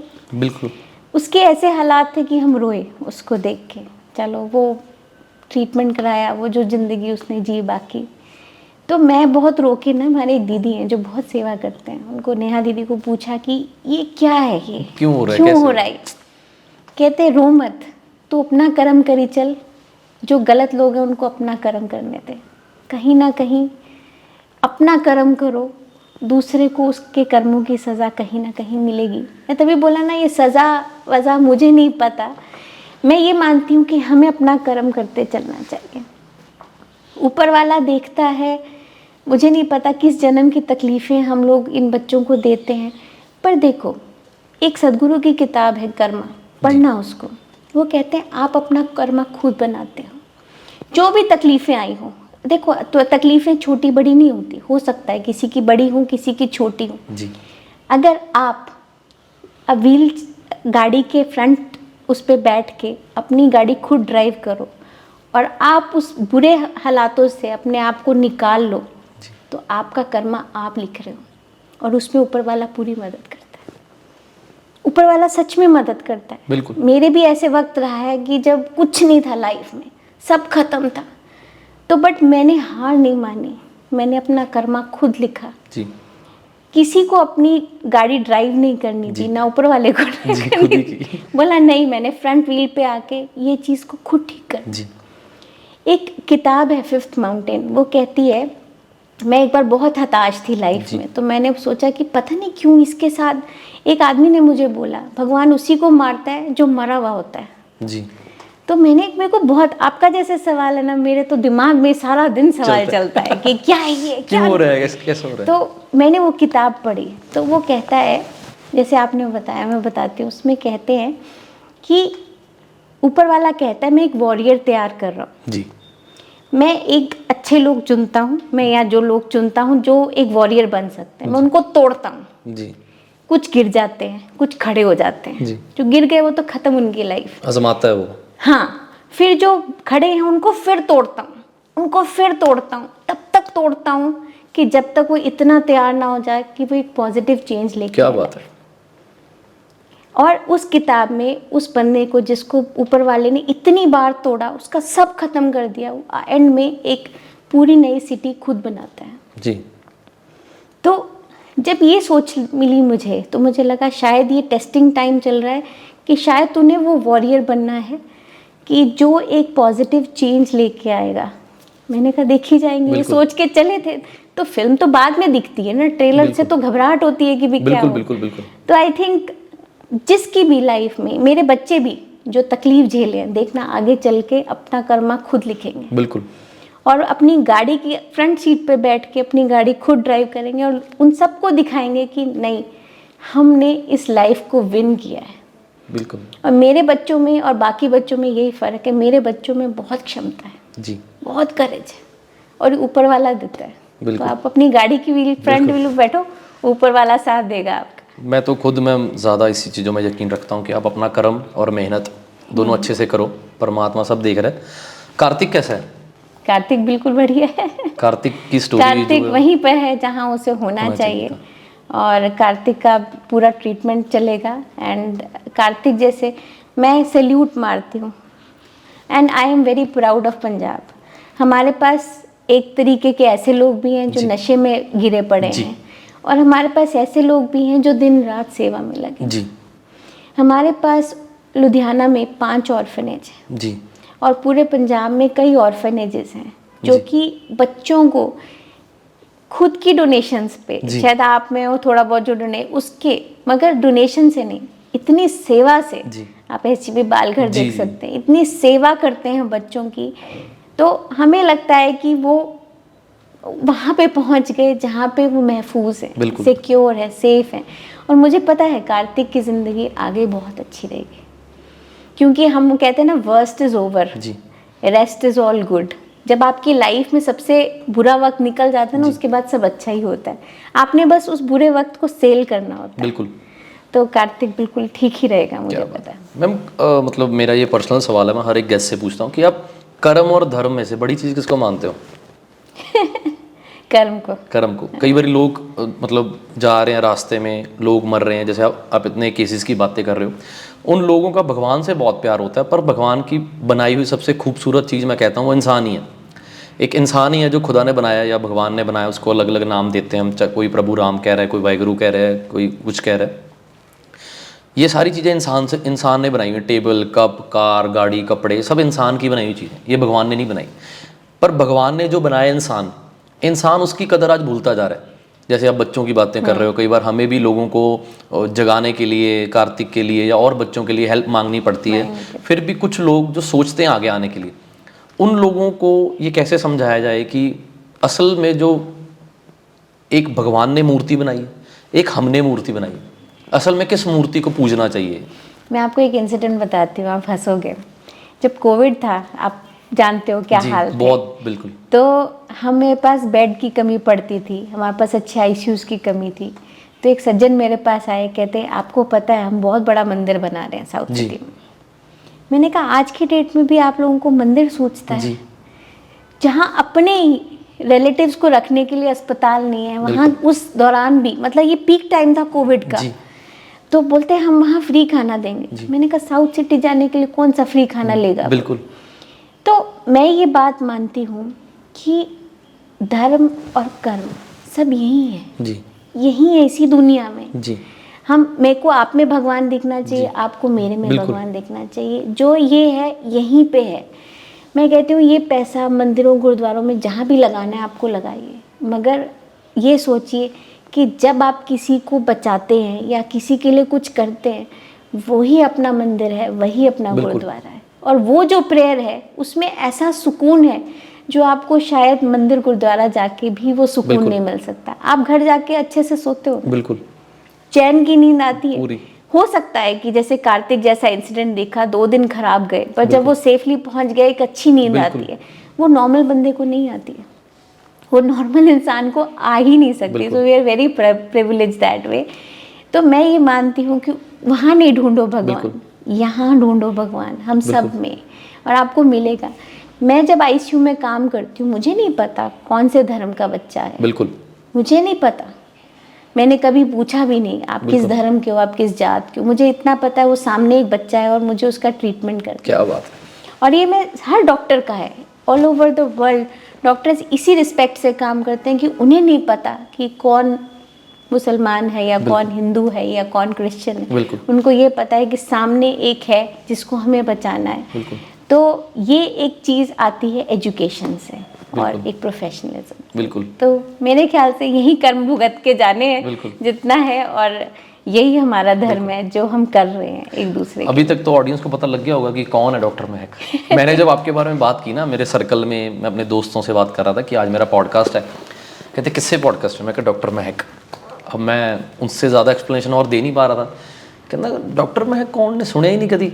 मैं क्या इतना बड़ा अच्छा काम कर रहे हैं। उन्होंने सोशल मीडिया सर्च किया तो सोशल मीडिया पर आए नहीं। कहते यार सोशल मीडिया तो है ही नहीं। मैं कहा वो ऐसी शख्सियत ने ਜਿਹੜੇ ऑफ कैमरा सेवा करने वाले ने। तो मैं हमेशा चाहना कि जो लोग सोसाइटी ली अगर बुरी चीज़ें सोसाइटी में सोशल मीडिया पे इतनी वायरल हो सकती हैं तो अच्छी क्यों नहीं। बिल्कुल। लोग अच्छे सोसाइटी में बहुत ज़्यादा हैं बट वो इकट्ठे होने से डरते हैं। तो मैं सवाल पे आता हूँ कि मैं तो बड़ा एंजॉय कर रहा हूँ, मैं बंद नहीं करना चाहता पॉडकास्ट अभी। तो मेरा अब ये सवाल है कि मैं कोविड में बहुत बुरा दौर जो लोगों ने देखा, मैंने भी खुद एक्सपीरियंस किया कि मेडिकल फैसिलिटी जो हमारे इंडिया में है वो बुरी तरह से, चाहे गवर्नमेंट स्ट्रक्चर की बात कर लो चाहे प्राइवेट स्ट्रक्चर की बात कर लो, बुरी तरह से एज़ कम्पेयर टू बाकी कंट्री से हम फेल हुए हैं। कोविड के बाद आपको लोगों का कुछ फ़र्क नज़र आ रहा है? अगर दोबारा कोविड आ जाता है, खुदा करे ना आए, अगर दोबारा आ जाता है, कोई है लोगों में कि हम कुछ स्पिरिचुअल होने, रिलीजियस होने के साथ साथ स्पिरिचुअल हो जाएं, फिर वही कुछ दोबारा भूल गए लोग कोविड? भूल गए ना। मेडिकल स्ट्रक्चर में जैसे आप इंडिया में इतनी जगह जाते हो मैम, सेमिनार्स लगाने, साउथ में जाते हो, गुजरात में जाते हो, तो क्या लगता है आपको कि क्या फ़र्क है पंजाब के हेल्थ सिस्टम में और उधर के सिस्टम में? मैं सबको बता दूं, मैं एक आईसीयू स्पेशलिस्ट हूं, तो चलो ये वाला पार्ट मेरा है, बट मैंने कम से कम 15 साल पढ़ाई करी है। एंड पीडियाट्रिक्स के बाद सुपर स्पेशलाइजेशन होती है चाइल्ड इंटेंसिव केयर में, वो मैंने दिल्ली से और लंदन से करी है। आई एम सॉरी मैम, मैं आपकी वो इंट्रोडक्शन नहीं दे पाया। नहीं कोई बात उसका नहीं, वो इसके लिए ज़रूरी है कि मैं आपको बता दूं कि मैंने हर तरीके की हेल्थ फैसिलिटी में काम किया है। मैंने दिल्ली काम किया है, मैंने बैंगलोर काम किया है, मैंने लंदन काम किया है। क्या बात है, सुन लो, मतलब सारे सुन लो कि छोटे मोटे कोई डॉक्टर नहीं है। एक्चुअली जब इनकी दरिया दिली मैंने कार्तिक की तरफ आपकी देखी तो मैं तब पूरा डाई हार्ड फैन हो गया था मैम का। तो मैंने एक ही बात इनको बोली कि मैम मैंने आपको एज अ गेस्ट लाना है, क्योंकि ये वो शख्स है as a doctor, as a human being. मैंने मैम को भी बताया था कि आप पहले डॉक्टर हो जिससे मैंने अपने घर में बताया। तो मैंने जब वो सोशल मीडिया पे वीडियो डाली तो मैंने पहली बार किसी डॉक्टर की खुल के तारीफ़ की। तो मेरे पेरेंट्स मुझे पूछने लगे कि डॉक्टर महक कौन है, ऐसा की हो गया जरा तो एड्डी खुल के तारीफ़ कर रहे हैं। तो I always appreciate the things which, मतलब लगता है मेरे को कि यार ये तारीफ़ के काबिल है तो खुल के की जाए, क्योंकि लोगों को हमेशा लगता है कि मैं डॉक्टर्स के खिलाफ हूँ। मैं खिलाफ नहीं हूँ। मैं कई बार, मेरे को एज अ बड़ी सिस्टर भी अपने बड़ी बार समझाया कि बेटा नहीं, कूल डाउन। तो आप भी एक डॉक्टर हो, वो भी एक डॉक्टर हैं जो कई बार डेड बॉडी नहीं छोड़ते किसी बच्चे की। मेरे पास वैसे भी केसेस आए हैं ना। तो सोसाइटी है, चलो हाथ की सारी उंगलियां बराबर नहीं होती, पर आप जैसे डॉक्टर्स से मैं जब मिला हूँ तो मेरा सोसाइटी में और काम करने का थोड़ा मोटिवेशन सी बढ़ गई कि अब कैसा कोई भी केस आ जाए डॉक्टर महक बैठे। पहले क्या होता था, पहले मैं डरता था कि यार पता नहीं ये डॉक्टर मेरा नाम सुन के क्या करेगा या क्या नहीं करेगा। तो आपसे तो एज अ, मैं आपको एक ज़रिया की टीम मानता हूँ कि हमारे खुद के डॉक्टर हैं, जहाँ पर कोई पैसों की बात नहीं है। यहाँ पर एक हमें अच्छी सजेशन मिलेगी कि बेटा अगर इस पेशेंट को वहाँ भेजोगे तो अच्छा ट्रीट होएगा, मेरे पास भेजोगे तो मैं ट्रीट कर लूँगी। तो जिस चीज़ की मेरे को शुरू से कमी थी जी। तो आप क्या कंपैरिजन करते हो? वही क्वेश्चन पे दोबारा आ रहे हैं कि जैसे आप गए हो बेंगलोर में भी। देखो मैं ये मानती हूँ कि अभी हम पंजाब में हेल्थ फैसिलिटीज़ में बहुत पीछे हैं, स्पेशली जो हमारे गवर्नमेंट हॉस्पिटल्स हैं। हमारी कंट्री का विजन है ना, वो लोगों के विजन के हिसाब से, हमारी सरकार हमसे ही बनी होती है। बिल्कुल। आपको अगर एक ब्लड टेस्ट कराना हो तो वो पैसे चुभेंगे कि भाई ये तो फ्री कर देना चाहिए, क्या ज़रूरत है। मगर अगर हमें मूवी थिएटर जाना हो या 10,000 जैसे रेस्टोरेंट पे लगाना, तो हम फटाफट चले जाएंगे। स्पेशली फीमेल्स, तो उनको डायमंड रिंग खरीदनी हो तो 2 मिनट लगेगा। मगर अगर अपने हेल्थ पे अगर MRI करानी हो तो बहुत तकलीफ होती है जी। सो हमारी जो सरकार है, हमारी सोसाइटी है, सब इससे बनी है। तो कहीं ना कहीं हमारा GDP जो ग्रॉस डोमेस्टिक प्रोडक्ट है 1.6% है जो हम हेल्थ के ऊपर खर्चते हैं। और ऑल ओवर द वर्ल्ड, मतलब UK वगैरह पे देखेंगे तो 16 to 30% है जो लोग हेल्थ। बिल्कुल। तो इतना रोबस्ट हमारा हेल्थ स्ट्रक्चर होना चाहिए, अनफॉर्चुनेटली नहीं है तभी, और पॉपुलेशन ज़्यादा है, तो दोनों तरफ से हम लोग मिसमैनेज्ड हैं। बट मैं एक बात मानती हूँ कि अब सोसाइटी में थोड़ा सा चेंज आ रहा है, मुझे दिखता है वो चेंज। कभी एनिमल्स के लिए इतनी रिस्पेक्ट नहीं होती थी, कभी अब्यूज विक्टिम्स को वो प्यार नहीं मिलता था। And thanks to people like you, जिनकी आवाज़ दुनिया तक पहुंचती है। और मुझे लगता है कहीं हम शाय होते हैं तो हम गलत करते हैं, बिकॉज दुनिया तक हमारी आवाज़ पहुंचनी चाहिए कि भाई उठो, जागो। मतलब and Ludhiana has been blessed with many NGOs जो बहुत अच्छा काम कर रहे हैं, दिल से सेवा कर रहे हैं, और इन्होंने कितनी जिंदगियों को इम्पैक्ट कर दी। ये आज से 5-7 साल पहले नहीं था। बिल्कुल। तो मेडिकल फैसिलिटीज़ बेटर होती जा रही है, पर आई थिंक हमें और बेटर करना चाहिए इस चीज़ को। वो होगा, बिल्कुल। Nothing is impossible. मुझे लगता है कभी नहीं होगा, नथिंग इज़ इम्पॉसिबल। मैं यूके गई ना, तो बिकॉज मेरी ट्रेनिंग दिल्ली की है, अपोलो दिल्ली की, और मेरे टीचर्स नमित जयरथ और अनीता बख्शी, मैंने उनसे वो प्यार, वो इंसानियत सीखी जो मैं जो कुछ भी हूँ आज उनकी वजह से हूँ। वो प्यार, इंसानियत। कोई भी पुअर पेशेंट भी आता था इंद्रप्रस्थ अपोलो दिल्ली में, हम लोग कभी उसका पूरा इलाज करते थे, पूरा। बट मेरे 8 साल के करियर में आप पहले डॉक्टर हो जिनसे मैं मतलब इनकी खुल के बैठे मैं आपको कैमरे के आगे इतना मतलब मैं अपना एक्सपीरियंस, अपनी फीलिंग्स शेयर कर रहा हूँ। क्योंकि मैं हमेशा से जब भी किसी डॉक्टर के साथ किसी पेशेंट के रिगार्डिंग डील करता था, कहीं ना कहीं मैं देखता था कि यार ये इंसान क्यों नहीं है, एक पैसों के लिए। आप मानते हो मैम कि कुछ डॉक्टर्स हैं जो पैसों के लिए थोड़ा सा मिसट्रस्ट भी है, मैं आपको ये बताती हूँ। चलो ताली एक हाथ से नहीं बजती, मैं ये मानती हूँ, पर कई बार हमारे साथ भी होता है। आपके मेरे लोग मेरी भी बुराई कर रहे होंगे कि भाई इसने ऐसे कर दिया। मेरे साथ भी एक इंसिडेंट हुआ था कि जब मतलब कुछ भी अनशन, जैसे मैंने बताया कि बच्चे को ये समस्या है, किसी ताया चाचा ने कुछ और समझा और वो जाके कुछ और बोलता है किसी को, तो एक डायरेक्ट कम्युनिकेशन कई बार नहीं हो पाता है। और एक हॉस्पिटल, जैसे मैंने आपको बताया, कॉर्पोरेट एक रूल पे चलता है। आप बहुत कॉर्पोरेट को खींचातानी नहीं कर सकते। आप मेरे हॉस्पिटल में आके जो मर्जी कर सकते हो, बट हर जगह आप खींचातानी नहीं कर सकते। See doctors have to balance their life. उनके भी घर में बच्चे हैं, उनको भी एक ज़िंदगी जीनी है। जहाँ उनकी मतलब रहती है कि वो कर सकते हैं, वो करते हैं। जहाँ उनको लगता है नहीं स्ट्रेच कर सकते, हर कोई, मतलब मेरे साथ कुछ ऐसे फ्रेंड्स भी थे, वो कहते सारे डॉक्टरों को तो फ्री में इलाज करना चाहिए। मैंने कहा क्यों? उनके बच्चे जब आपसे कुछ लेने आएंगे, टायर लेने आएंगे, तो आप फ्री में दोगे क्या? सो कहीं ना कहीं वो सारा एक स्ट्रेच्ड है सिस्टम। बट मुझे लगता है कि कभी भी किसी का इंटेंट बुरा नहीं होता और बुरा होना भी नहीं चाहिए। 100 में से एक तो, चाहे आप दुकानदार के पास जाओ, 100 में से एक खराब निकलेगा। तो वो कहते हैं ना, there is a black sheep in every profession. बिल्कुल बिल्कुल बिल्कुल, ठीक है, there is a black sheep in every profession. But most of the doctors they work with whole heartedly. उनकी जिंदगी आप देखेंगे ना तो बहुत खराब होती है। बिल्कुल बिल्कुल बिल्कुल। Baby work. मेरा वही सवाल आने लगा था कि आप इतना सारा कुछ देखने के बाद अपने आप को रिलैक्स कैसे करते हैं? हॉबीज मेरे पास सुबह का सिर्फ 2 घंटा होता है, 5 से 7। ओके, दैट्स इट जो मेरा होता है। और मैं तो आईसीयू स्पेशलिस्ट हूँ, कई रातें हॉस्पिटल में बितानी पड़ती हैं। बट कहीं ना कहीं बच्चे एनर्जी देते हैं कि वो एनर्जी हमारे पास आती है। बट मैं हमेशा ये बोलती हूँ कि ओवरऑल लाइफ में, चाहे वो डॉक्टर हो, चाहे एक थोड़ा सा ट्रस्ट और थोड़ी सी पेशेंस हमारी कम होती जा रही है, उसको बढ़ाओगे तो सब ठीक लगने लगेगा। बिल्कुल। एंड नो डाउट एक जेन्युइन एडवाइस बहुत ज़रूरी होता है, जो कहीं ना कहीं लैकिंग हो जाता है। मतलब आपके पास, शायद मुझे को जानते हो, तो एक जेन्युइन एडवाइस मिल जाता है। वो डॉक्टर एक फ्रेंड होने का फायदा होता है, वो बहुत ज़्यादा फायदा मुझे वो होता है। मेरे मम्मी पापा बचपन में बोलते थे तुम डॉक्टर बन जाओ, कभी हम बीमार होंगे, मैं जेन्युइन एडवाइस तो मिलेगा। मैंने कहा हमारे को झोंक दो आप उस चक्कर में। नहीं, मतलब आप ये भी मानते हो कि लोगों को थोड़ा अंधेरे में रखा जाता है?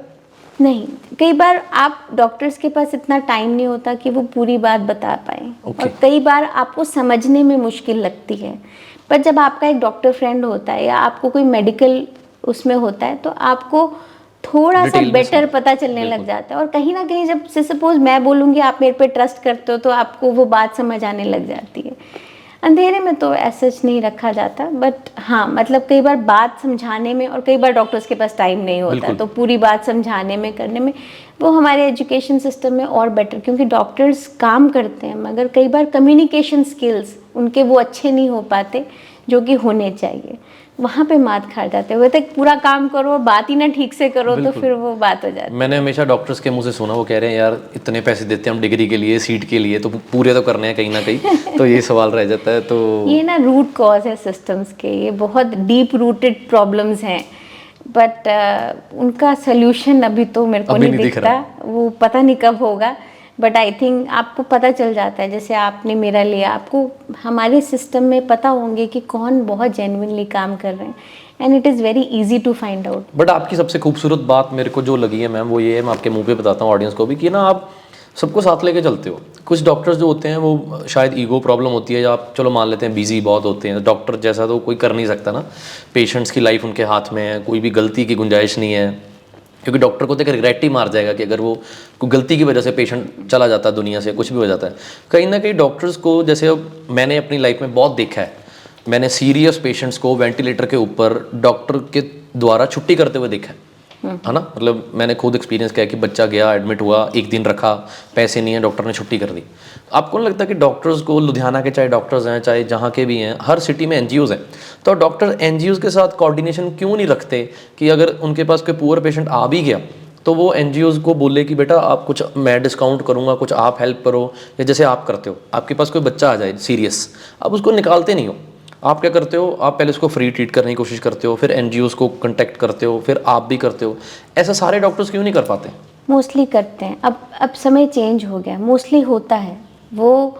कई बार हम नहीं उनसे कम्युनिकेट कर पाते, या उनको नहीं पता कि ये इसमें आपका कमेंडेबल जॉब है, बिकॉज आप जब वो अपनी वॉइस रखते हो और हमें पता चलता है कि इस बच्चे को ज़रूरत है, मोस्ट ऑफ द टाइम आप डॉक्टर्स मिलजुल के करना शुरू हो गए हैं। इट इज़ मैं अकेली नहीं कर रही हूँ, मेरी पूरी paediatric team, Cleo mother and child institute की, मेरे हॉस्पिटल के, मेरे बच्चे की एक सर्जरी थी, मेरे ऑर्थो के सर्जन ने पूरी सर्जरी फ्री करी। क्या बात है। तो ऐसा नहीं, और मेरे को बोले कि महक हमें पता नहीं होता कहाँ सेवा करनी, तेरे बहाने हम लोग सेवा तो कर लेते हैं कम से कम। ये बहुत बिल्कुल अच्छी बात है। एंड चलो मेरा एक्सपीरियंस रह रहा है, चाहे वो ईएनटी का डॉक्टर हो, चाहे वो कुछ हो, मैंने बोला मेरा नाथ बच्चा है तो किसी ने उससे पैसे नहीं लिए। क्या बात है। एंड वो एक खासियत जो है, मैं बोलती हूँ ना, वो शायद एक विश्वास होता है कि ये जो जेन्युइनली बोल रही है तो ये करते हैं। मुझे लगता है कहीं ना कहीं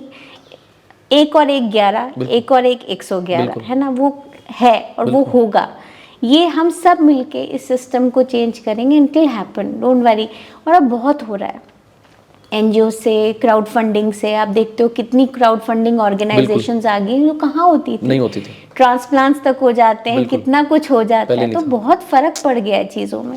एंड डॉक्टर्स खुद जाके बोलते हैं कि भाई क्राउड फंडिंग वाले को पकड़ के लाओ, हम कोशिश करते हैं, बिकॉज कहीं ना कहीं खर्चा मटेरियल्स पे बहुत लगता है। आपकी, चलो आप डॉक्टर फी हटा दोगे, बेड चार्जेस, आपके हॉस्पिटल के रनिंग चार्जेस, दवाइयाँ, सर्जरी चार्जेस, कुछ ना कुछ बहुत चीज़ें होती हैं, और आप बिल्कुल ज़ीरो पे नहीं कर सकते। तो कहीं ना कहीं आप स्ट्रेच तो कर लोगे, बट एक सपोर्ट ज़रूर। मैं इतना फ्रीली क्यों काम करती हूँ, मुझे बहुत सपोर्ट है। बिल्कुल। और मेरे को मेरी टीम पूरा मेरे साथ कोऑपरेट करती है। हमारे डॉक्टर गुरप्रीत कोचर है, is a paediatric neurologist, doctor Vikas Bansal, वो भी सारे मतलब लगे रहते हैं। और कभी कभी मैं बोल देती हूँ नहीं वो नहीं कराना चाहते, नहीं बोलते कोई बात नहीं रहने दे। कितना खूबसूरत हो जाए ना अगर सारे डॉक्टर्स आप जैसे हो जाएं, और सोसाइटी में कोई बच्चा पैसों की वजह से ना जाए, क्योंकि जैसे आप बता रहे हो, मेरा हमेशा एक विजन था। मैं जब क्लियो आई थी तो मेरे उसमें कैप्शन में अभी भी लिखा हुआ है कि no child should be denied treatment despite of the money in his pocket. क्या बात है। All the no child should be denied, क्योंकि पैसे उसके माँ बाप के पास नहीं है, बच्चे के पास तो कुछ भी नहीं होता, उसके पास तो हम ही लोग हैं, और हम सब हैं जो उसके लिए ऊपर वाले हैं। ये बात आपने पहले भी शेयर की थी, मेरे को बड़ी अच्छी लगी थी जब हम बैठे थे। आपने बोला था कि बच्चा ट्रीटमेंट के लिए आया, उसका क्या कसूर है अगर उसके माँ बाप के पास पैसे नहीं। The best thing.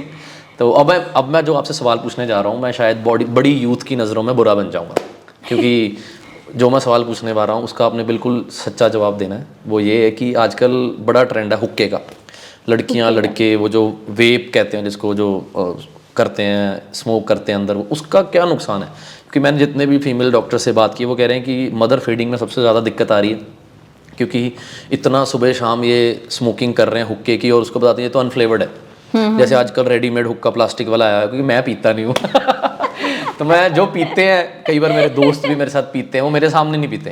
तो मेरे को बड़ी खिंच चढ़ती है यार, अगर मेरे सामने कोई बंदा स्मोक कर ले, या कोई वो वेप, उसको वेप कहते हैं छोटा सा, उसका क्या नुकसान है मैम?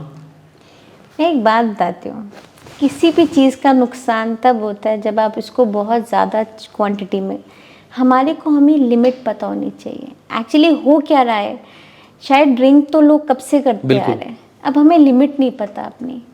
ठीक है, आप हुक्का पीते हैं या कुछ पीते हैं लिमिट में। हम ना मेरे एक सीनियर ने कभी एक बात कही थी, rotate your no stick till the time it hit somebody's nose. जब आपकी हेल्थ पे, अब जैसे आप फीमेल्स की बात करें, अगर आप प्रेगनेंसी में अगर आप बड़ों का लिहाज करके भी ये सब सामने करते हो, it definitely is not good for your baby, your health.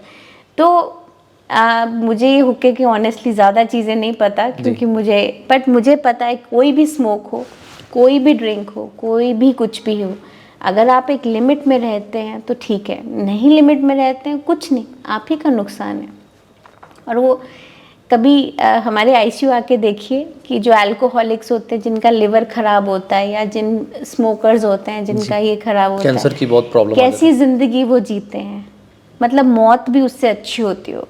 लोग कहते हैं कि हम स्मोकिंग करते हैं कि मरना तो एक दिन है ही है, चलो 4 दिन पहले मर जाएंगे। वही तो बात है ना, कि समझ नहीं है चीज़ों की, हमें समझ खत्म हो गई है कि कितना हमारे लिए अच्छा है। आप खाना भी खाते हो, ऐसा तो नहीं फुल प्रूफ है, बिल्कुल ठीक है, तो आप खाते तो हो ना। तो ऐसी मतलब अगर आप अपनी चीज़ों को अपनी हेल्थ के हिसाब से लिमिट रखो, बिल्कुल, तो क्या नुकसान है उस चीज़ में। बट हमारी यूथ को लिमिट ख़त्म हो गई है, एज बार ख़त्म हो गया, लिमिट ख़त्म हो गई है। चलो वो तो मेल फीमेल का तो ख़त्म ही हो गया है, बट मुझे लगता है कि कहीं ना कहीं हमें अपने ऊपर एक कंट्रोल, हमारे हाथ में चीज़ें होनी चाहिए। जब वो ऐसे छूट जाती है ना, तो वो बहुत नुकसान करती हैं। और कई फीमेल्स मैंने देखा हमारे पास भी आके बोलती हैं कि जी हम ब्रेस्ट फीडिंग है, क्या हम पी सकते हैं, तो हम बोलते हैं नहीं। तो मुझे लगता है ये शोशाबाजी जो है ना, वो बहुत ज़्यादा बढ़ गई है। That is the root cause कि हम बहुत ज़्यादा करते हैं। हमें कहीं ना कहीं एक नॉर्मल ज़िंदगी, एक अच्छी ज़िंदगी, एक हेल्दी ज़िंदगी जीने के लिए अपने आप को लिमिट करना पड़ेगा, चाहे वो जंक फूड हो। बिल्कुल। प्रीमेच्योर बेबीज बहुत हो रहे हैं मैम आजकल, मतलब उसका क्या कारण है? प्रीमेच्योरेंस उसका ये कारण है, एक तो कई बार इनफर्टिलिटीज़ होती हैं, तो प्रीमेच्योर बेबीज़ बहुत ज़्यादा।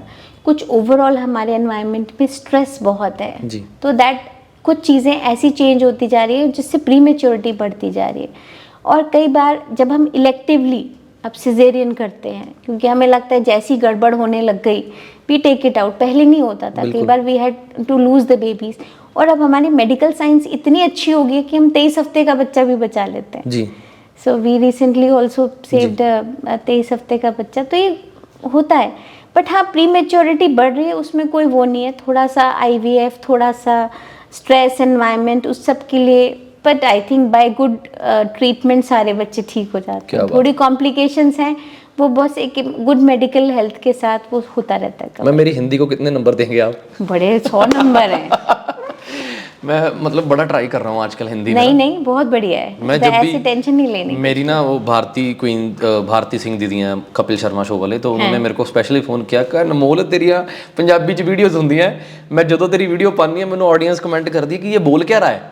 तो मैं कहा चलो दीदी I will try to speak in Hindi. शुरू से ही पंजाब का माहौल कुछ माँ बोली से ज़्यादा प्यार है, बिल्कुल, तो मैं हिंदी बोल नहीं पा रहा, पर आज मेरे को लग रहा था कि मैं ठीक हूँ हिंदी में ना। मैं कपिल शर्मा का शो बहुत पसंद करती हूँ। क्या बात? क्योंकि एक आधा घंटा होता है जब आप सिर्फ हंसते हो। कपिल जी, अगर ਤੁਸੀਂ ਇਹ ਗੱਲ ਤੁਹਾਡੇ तक पहुंच रही है, ਐਦਾਂ ਦੇ डॉक्टर्स ਦਾ ਉੱਥੇ आना बहुत ज़रूरी है। ठीक है, वहाँ पर सारे रील हीरोज़ जाते हैं ना, बट मेरे को लाइफ में जो मेरी सोचनी है या जो मेरा पॉइंट ऑफ व्यू है, मैं उस इंसान को हीरो समझता हूँ जिसकी सोसाइटी को कोई देन है, and you are one of them.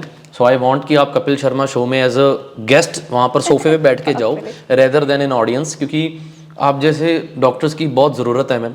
क्योंकि अगर आप जैसे डॉक्टर्स हैं, आज कितने ऑर्फन बच्चों को आप ज़िंदगी दे चुके हो, और सबसे बड़ी एग्जांपल कार्तिक है। कार्तिक का जब मेरे पास केस आया तो मैं सबसे पहले यही सोच रहा था कि अब इसका क्या करूं मैं, क्योंकि हमारे जैसे लोगों को एक्सपीरियंस नहीं है इतना मेडिकल फील्ड का। नहीं, ये इसका भी रीज़न ये भी है, मैं चाइल्ड वेलफेयर कमेटी की मेंबर हूँ लुधियाना में, जो कि हम अबैंडन्ड, ऑर्फन और अब्यूज़ बच्चों को देखते हैं। कभी कभी मुझे लगता था मैं कैसे करूँगी अपने शेड्यूल के साथ, मतलब मेरा ICU में और बच्चों में ही कई बार ऐसे लगता है 3-4 दिन बाद दिमाग घूमने लग गया है, बिकॉज मुझे यहाँ से ऑर्फनेज से फ़ोन आ रहा है, इधर से आ रहा है, क्योंकि मैं बच्चों से हर चीज़ में जुड़ी हूँ। उनके लिए फंडिंग इकट्ठी करना, उनके लिए वर्कशॉप्स ऑर्गेनाइज करना, उनके साथ खुद खेलना, सोना, तो हर चीज़ में जुड़ी हुई हूँ कई बार, और साथ साथ ये सारे बच्चों का भी चल रहा होता है, तो बहुत कई बार लगता है कि क्या हो गया। बट CWC में आके मुझे लगता है कितनी इम्पोर्टेंट पावरफुल पोस्ट है। आप कितने बच्चों की ज़िंदगी बदल सकते हैं, आप कितना कुछ कर सकते हैं। तो मेरे को बहुत शुरू में तो लगता था कैसे होगा, बट एक चेयरमैन सर है हमारे, उनकी भी बदौलत, चेयरमैन रोमाना सर, बहुत सारे टीम मेंबर्स के साथ बहुत अच्छा है एंड कोऑर्डिनेशन। एंड कोशिश यही रहती है कि ईच लाइफ इज़ प्रेशियस, हर जिंदगी इम्पॉर्टेंट है। और मैं भी इन रियल लाइफ हीरोज़ को ही मानती हूँ। मैं आज भी सुनती हूँ तो रियल लाइफ हीरोज़ को सुनती हूँ, मैं पिक्चर के हीरोज़ की बात नहीं करती। मेरे लिए आप एक हीरो हैं, मेरे लिए जसबीर दीदी एक हीरो है, मेरे लिए कुलदीप वीर जी एक हीरो हैं, जो कि ग्राउंड लेवल पे एक यहाँ से रूट कॉज से शुरू होकर जो ज़िंदगी चेंज कर। और मेरे लिए वो माँ भी हीरो है जो मौत के मुंह से अपने बच्चे को निकाल के ले आती है। वो चाहे उसकी कहानी किसी को ना पता हो, बट वो माँ, हमें तो sir I am blessed because मुझे ऐसे हीरोज़ रोज़ दिखते हैं और मुझे हर चीज़ से कुछ ना कुछ सीखने को मिलता है। तो मैं जब भी स्कूल्स में जाता हूँ ना, तो मैं अक्सर बच्चों से बात करता हूँ, स्टेज पे उनको बुला लेता हूँ कि बताओ आपका आइडल कौन है। तो मेरा बड़ा मन दुखता है जब वो आइडल किसी सेलिब्रिटी का नाम लेते हैं। मेरे को लगता है कि ठीक है, मैं खुद सेलिब्रिटीज़ का फ़ैन हूँ, उनके गाने सुनता हूँ, उनकी फिल्में दिखता हूँ, बट जो असली रियल हीरोज़ हैं उनके बारे में क्यों नहीं आप स्टडी करते, जिनकी सोसाइटी में सच में देन है। तो चलो, मेरा पॉडकास्ट ख़त्म करने का मन नहीं कर रहा, पर आपका टाइम बहुत कीमती है और ऑडियंस को भी अच्छा लगा होगा, मेरे को उम्मीद है। लास्ट सवाल मैं पूछना चाहता हूँ कि जो हम बात कर रहे थे बच्चों की, जो अनवांटेड बच्चे दुनिया में आ जाते हैं, लोग उनको फेंकने की बजाय और क्या आप सजेशन करते हैं कि वो और क्या कर सकते हैं लीगली, जिनसे उनको भी कोई लीगली किसी प्रॉब्लम का सामना ना करना पड़े और सोसाइटी में भी उनकी जो पहचान है फेस की वो भी ना आए, उसके लिए वो क्या करें? ओके, ये बहुत इम्पॉर्टेंट सवाल है। आई थिंक ये क्रक्स होगा इस चीज़ का। नंबर 1, आपके पास किसी भी कारण आप बच्चा नहीं रख सकते। हर डिस्ट्रिक्ट में एक पंगूड़ा बोलते हैं या आप बोलते हैं क्रेडल होता है, जिसमें आप बच्चे को ड्रॉप कर सकते हो। आपको कोई नहीं पूछेगा, आपको मुड़ के कोई देखने भी नहीं जाएगा, बिकॉज दिस इज़ लीगल। वो बच्चा CWC चाइल्ड वेलफेयर कमेटी के पास आता है, यहाँ से वो ऑर्फनेज में प्लेस होता है। This is number 1। नंबर 2, आप बच्चा सरेंडर कर सकते हैं। सपोज़ मेरे साथ कुछ हो गया, मैं बच्चे की परवरिश नहीं कर पा रही, उसको फेंकने की बजाय उसको आप अपनी CWC डिस्ट्रिक्ट की CWC के पास जाके बोल सकते हैं कि जी मैंने ये बच्चा जना था मगर मैं नहीं रख सकती। तो वो पूरा केस देख के आपको उस बच्चे को सरेंडर कर देते हैं। सरेंडर मतलब हम उस बच्चे को अडॉप्शन के लिए दे सकते हैं। और ये दूसरा ऑप्शन हुआ। तीसरा ऑप्शन है कि मतलब अगर आप किसी बच्चे को ज़िंदगी देना चाहते हैं, तो फेंकने वाली बात हुई, अगर आप किसी बंदे को ज़िंदगी देना चाहते हैं तो सबसे बड़ी ज़िंदगी होती है, चलो अपना जना बच्चा तो होता ही है, आप किसी को ज़िंदगी दो, उससे बड़ी ऊपर वाले की कर्म कोई नहीं है। आप एक बच्चा अडॉप्ट कर सकते हो, तो उसके लिए एक वेबसाइट है कारा, www.kara.nic.in, गवर्नमेंट वेबसाइट है। उस पर अपने डॉक्यूमेंट्स अपलोड करिए। एक हाउस सर्वे होता है, उसके बाद मैं अडॉप्शन कंसल्टेंट भी हूँ, तो आप एक हाउस सर्वे होता है, उसके बाद आपको वो बच्चा दिखाया जाता है और आप वो बच्चा अडॉप्ट कर सकते हैं। बहुत एप्रीहेंशंस होती हैं पेरेंट्स के मन में, पर आपको ये समझना चाहिए कि 3 महीने वो बच्चा ऑर्फनेज में रहता है, तो हम लोग बहुत अच्छे से केयर करके, मेडिकल करके बच्चे को सही होता है तो ही आपको बताते हैं कि बच्चा हर तरीके से सही है। बाकी उसको खांसी जुकाम वैसे ही हो सकता है जैसे अपने बच्चों को होता है। पर ये 2-3 प्रोसेसेस हैं जो आई थिंक हर एक को पता होना चाहिए। और एक चीज़, आपके आसपास कोई भी बच्चा, जैसे आपने कार्तिक के लिए अब्यूज़ देखा, that was a case of abuse and neglect, आपके आसपास कोई भी बच्चा अब्यूज़ हो रहा है, कभी मत चूकिए, कभी ये मत सोचिए हाय मैं घसीटा जाऊंगा। कोई किसी को नहीं घसीट रहा आज की डेट में। CWC है आपके डिस्ट्रिक्ट की, डिस्ट्रिक्ट चाइल्ड प्रोटेक्शन ऑफिसर है आपके पास बहुत सारे NGOs हैं आज की डेट में जो इस चीज़ के लिए काम कर रहे हैं, जिनको सही पता है। चाइल्ड लाइन 1098 चाइल्ड लाइन, आप इनको फ़ोन करें। आप अपना चीज़ें भी ना बताएं, अब मेरा नंबर ही ले लो, मतलब बिल्कुल बताओ भी मैंने कि आप क्या हो, मगर उस बच्चे की ज़िंदगी ज़रूर बचाओ जिसके साथ गलत हो रहा है, क्योंकि गलत ना होने देना चाहिए अपने साथ ना किसी और के साथ, ये सबसे गलत चीज़ है। तो ये कुछ चीज़ें हैं जो आपको हमेशा अपने जहन में रखनी है। ये बड़ा इंपॉर्टेंट पॉइंट था, तो मेरे को था कि बिल्कुल शेयर किया जाए। और आप नंबर नोट कर लीजिए 1098 और आप ये चाइल्ड वेलफेयर सोसाइटी जो हर शहर में है, आप उनको कांटेक्ट कर सकते हैं। अगर आप लुधियाना से हैं तो मुझे या मैम को, किसी को भी, किसी की हेल्प ले सकते हैं। और वाकई ये बात बिल्कुल ठीक है कि जुल्म करना पाप है, जुल्म सहना पाप है, और जुल्म होते हुए देख के आंखें बंद करना सबसे बड़ा पाप है। तो उम्मीद है कि आपको कन्वर्सेशन अच्छी लगी होगी। मेरी तो आज तक का मेरे को लग रहा है कि ये बेस्ट पॉडकास्ट है, क्योंकि ये वर्थफुल पॉडकास्ट है। कुछ सीखने के लिए मिल रहा है, ज़िंदगी के बारे में मिल रहा है, और काफ़ी बातें हुई हैं जो ज़िंदगी के बारे में हुई हैं। और मैं दोबारा रिक्वेस्ट करूँगा मैम, आपकी फिर कभी बनाएं, आप खुद बोल रहे हैं पॉडकास्ट के लिए कि लोग जो घर बैठे हैं वो सुन रहे हैं, वो अपने भी, अगर आपके भी कोई सवाल हैं तो जो आप डॉक्टर महक से पूछना चाहते हैं, आप कमेंट बॉक्स में कमेंट कर सकते हैं। हम दोबारा फिर टाइम लेके मैम से फिर आपके सामने रूबरू होंगे। तब तक के लिए I am thankful to you ma'am कि आप इतना अच्छा काम कर रहे हो सोसाइटी के लिए। और हम सब कर रहे हैं। दिल एक एक, मतलब एक एक सांस, एक एक रोम अच्छे लोगों के लिए, आप जैसे के लिए हमेशा दुआ मांगता है। और एक सबसे बड़ी बात है आपकी, जो आप खुल के अप्रिशिएट करते हो ना किसी को, क्योंकि आजकल लोग ना, जब किसी को तो बुराई करनी होती है तब लगाएंगे 10 मिनट, ये इतना हर दुनिया की गाली निकालेंगे उसको। जब अच्छाई करते हैं तो बस 1 सेकंड के लिए या 2 सेकंड के लिए, मतलब लोगों को अगर कुछ अच्छा लग रहा है मन को, मेरे मन में था जब मैंने आपने मुझे पॉडकास्ट के लिए नहीं बोला, मेरे खुद के मन में आया जब मैंने वो केस देखा। और आपको नहीं पता था कि अनमोल के साथ मैंने वीडियो डालनी है ना, आपने कभी मेरे को बोला। मेरे मन में आया कि यार इतना अच्छा इंसान है तो मैं क्यों ना इनको लोगों के सामने लेके आऊँ। क्योंकि आजकल सोसाइटी में क्या है, किसी के 4 फॉलोवर हो जाते हैं ना, उसके सपोज इंस्टाग्राम पे 2 मिलियन हो गए, वो उसको लगता है कि बस अब मैं ही खुदा हूँ। वो किसी और को अपने प्लेटफॉर्म पे ला के राजी नहीं है।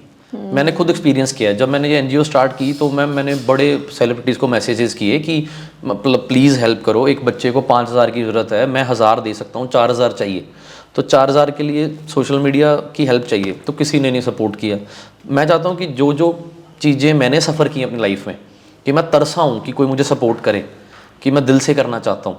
मैं चाहता हूँ कि आज अगर मैं इस स्टेज पे हूँ कि अगर मैं अपने प्लेटफॉर्म पे किसी अच्छे इंसान को ला के 4 लोगों के सामने रख सकता हूँ, तो वो मैं मौका कोई नहीं छोड़ता। मैं ये मानती हूँ हम सब ने आंसू बहाए हैं, हम सब ने तकलीफ़ें देख के आंसू बहाए हैं, पर हमने आंसू बहा के चुप नहीं बैठे। हम लोगों ने ज़िंदगी चेंज करने की पीड़ा उठाया है, हमने हिम्मत करी है कि हम तकलीफ़ को दूर कर सकें। And I salute all the people जो तकलीफ़ देख के चुप नहीं रहते, उसको दूर करने की कोशिश करते हैं। बिकॉज़ कहीं ना कहीं ये हमारे ऊपर वाले ने हमें एक ज़िम्मा दे रखा है, चाहे वो अपने घर की हो, चाहे वो दूसरे की घर की हो। तो आई एम रियली हैप्पी कि हम सारे, मतलब आपकी आवाज़ से या कोई भी अगर कोई जागता है, वो अपने घर के छोटे मोटे तकलीफ़ों से बाहर निकल के एक बड़ी ज़िंदगी देखता है, अपनी ज़िंदगी में खुश रहता है और दूसरों को खुश रहता है। इससे बड़ी चीज़ नहीं हो सकती। And I think we'll all promise this today कि भाई हम कुछ ना कुछ अपने लिए और कुछ ना कुछ दूसरों के लिए ज़रूर करें। क्या बात मैडम, देख लो बातें करते करते फिर इमोशनल हो गए। तो मेरे को लगता है कि अगर मैं द मोस्ट वर्ल्ड के सबसे इमोशनल डॉक्टर का अवार्ड दूं तो विल गोज टू डॉक्टर महक बांसल। ते बड़ा अच्छा लगा मेरे को इनसे बातें करके। आपको कैसा लगा आप भी बताएं। तो thank you so much ma'am, once again आपने इतना टाइम दिया, तो थैंक यू सो मच। सत श्री अकाल जी। ਪਹਿਲਾਂ ਤਾਂ ਮੈਂ ਮਾਫੀ ਹੱਥ ਜੋੜ ਕੇ ਕਿ ਪੋਡਕਾਸਟ ਮੈਂ ਹਫਤੇ 'ਚ 2 ਕਿਹਾ ਸੀ, ਪਰ ਇੱਥੇ 2 ਮਹੀਨਿਆਂ ਬਾਅਦ ਇੱਕ ਆ ਰਿਹਾ। ਉਹਦੇ 'ਚ ਪੋਡਕਾਸਟ ਲੇਟ ਹੋਣ ਦੀ ਜਿਹੜੀ ਕਮੀ ਆ ਉਹ ਮੇਰੀ ਟੀਮ ਹੈ। ਜਿਹੜੀ ਪੋਡਕਾਸਟ ਦੀ ਟੀਮ ਆ ਥੋੜ੍ਹੀ ਜਿਹੀ ਆਲਸੀ ਹੈ। ਉਹ ਮੈਨੂੰ ਰੋਜ਼ ਲਿਸਟ ਤਾਂ ਕੱਢ ਕੇ ਦਿੰਦੇ ਨੇ ਕਿ ਇਹਨਾਂ ਨਾਲ ਪੋਡਕਾਸਟ ਕਰ ਲਓ, ਇਹਨਾਂ ਨਾਲ ਪੋਡਕਾਸਟ ਕਰ ਲਓ, ਪਰ ਮੈਂ ਜਦੋਂ ਉਹਨਾਂ ਨੂੰ ਪੁੱਛਦਾ ਕਿ ਇਹਨਾਂ 'ਚ ਕੀ ਹੈ ਪੋਡਕਾਸਟ ਕਰਨ ਵਾਲਾ, ਇਹਨਾਂ ਦੀ ਸਮਾਜ ਨੂੰ ਕੀ ਦੇਣਾ, ਇਹਨਾਂ ਦੀ ਆਪ ਦੀ ਕਿੰਨੀ ਸਟੋਰੀ ਇੰਸਪਾਇਰਿੰਗ ਹੈ, ਤਾਂ ਫਿਰ ਬਲੈਂਕ ਹੋ ਜਾਂਦੇ ਨੇ। ਦੇ ਜਸਟ ਹੈਵ ਦ ਫੋਲੋਅਰਸ। ਤਾਂ ਮੈਂ ਤੁਹਾਡੀ ਕੋਲ ਇੱਕ ਹੈਲਪ ਲੈਣਾ ਚਾਹੁੰਦਾ ਕਿ ਪਲੀਜ਼ ਮੈਨੂੰ ਤੁਸੀਂ ਕਮੈਂਟ ਬਾਕਸ ਦੇ ਵਿੱਚ ਦੱਸੋ ਕਿ ਅਸੀਂ ਕਿਹੜੇ ਲੋਕਾਂ ਨਾਲ ਪੋਡਕਾਸਟ ਕਰੀਏ ਜਿਨ੍ਹਾਂ ਨੂੰ ਤੁਸੀਂ ਸੁਣਨਾ ਚਾਹੁੰਦੇ ਹੋ, ਜਿਨ੍ਹਾਂ ਨਾਲ ਤੁਸੀਂ ਸਾਡੀ ਗੱਲਬਾਤ ਸੁਣਨਾ ਚਾਹੁੰਦੇ ਹੋ। ਕਿਉਂਕਿ ਮੈਂ ਵੀ ਹਜੇ ਨਵਾਂ ਹਿੰਦੀ ਬੋਲਣ ਦੀ ਕੋਸ਼ਿਸ਼ ਕਰ ਰਿਹਾ, ਪੋਡਕਾਸਟ ਦੀ ਕੋਸ਼ਿਸ਼ ਕਰ ਰਿਹਾ, ਅਤੇ ਮੈਨੂੰ ਤੁਹਾਡੇ ਸਾਰਿਆਂ ਦਾ ਸਾਥ ਚਾਹੀਦਾ। ਅਤੇ ਜ਼ਰੂਰ ਮੈਨੂੰ ਮੇਰੀਆਂ ਕਮੀਆਂ, ਅਗਰ ਤੁਸੀਂ ਮੈਨੂੰ ਪਿਆਰ ਵੀ ਕਰਦੇ ਹੋ, ਤੁਸੀਂ ਮੈਨੂੰ ਮੇਰੀ ਕੋਈ ਕਮੀ ਦੱਸੋਗੇ ਤਾਂ ਤੁਸੀਂ ਮੇਰੇ ਹੇਟਰ ਨਹੀਂ ਬਣ ਜਾਓਗੇ। ਜੇ ਤੁਸੀਂ ਮੈਨੂੰ ਸੱਚੀ ਆਪਣਾ ਪਰਿਵਾਰ ਸਮਝਦੇ ਹੋ, ਜਿੱਥੇ ਕੋਈ ਕਮੀ ਪੇਸ਼ੀ ਲੱਗੇ ਮੈਨੂੰ ਜ਼ਰੂਰ ਕਮੈਂਟ ਬਾਕਸ ਦੇ ਵਿੱਚ ਦੱਸੋ। ਅਤੇ ਅਗਲਾ ਪੋਡਕਾਸਟ ਅਸੀਂ ਕਿਹਦੇ ਨਾਲ ਲੈ ਕੇ ਆਈਏ ਅਤੇ ਕਮੈਂਟ ਕਰਕੇ ਦੱਸੋ। ਅਤੇ ਆਹ ਵਾਲਾ ਪੋਡਕਾਸਟ ਕਿਵੇਂ ਲੱਗਿਆ, ਕੀ ਕਮੀਆਂ ਲੱਗੀਆਂ, ਕਮੈਂਟ ਕਰਕੇ ਜ਼ਰੂਰ ਦੱਸੋ। ਜੇ ਵਧੀਆ ਲੱਗਿਆ ਤਾਂ share it everywhere. Thank you.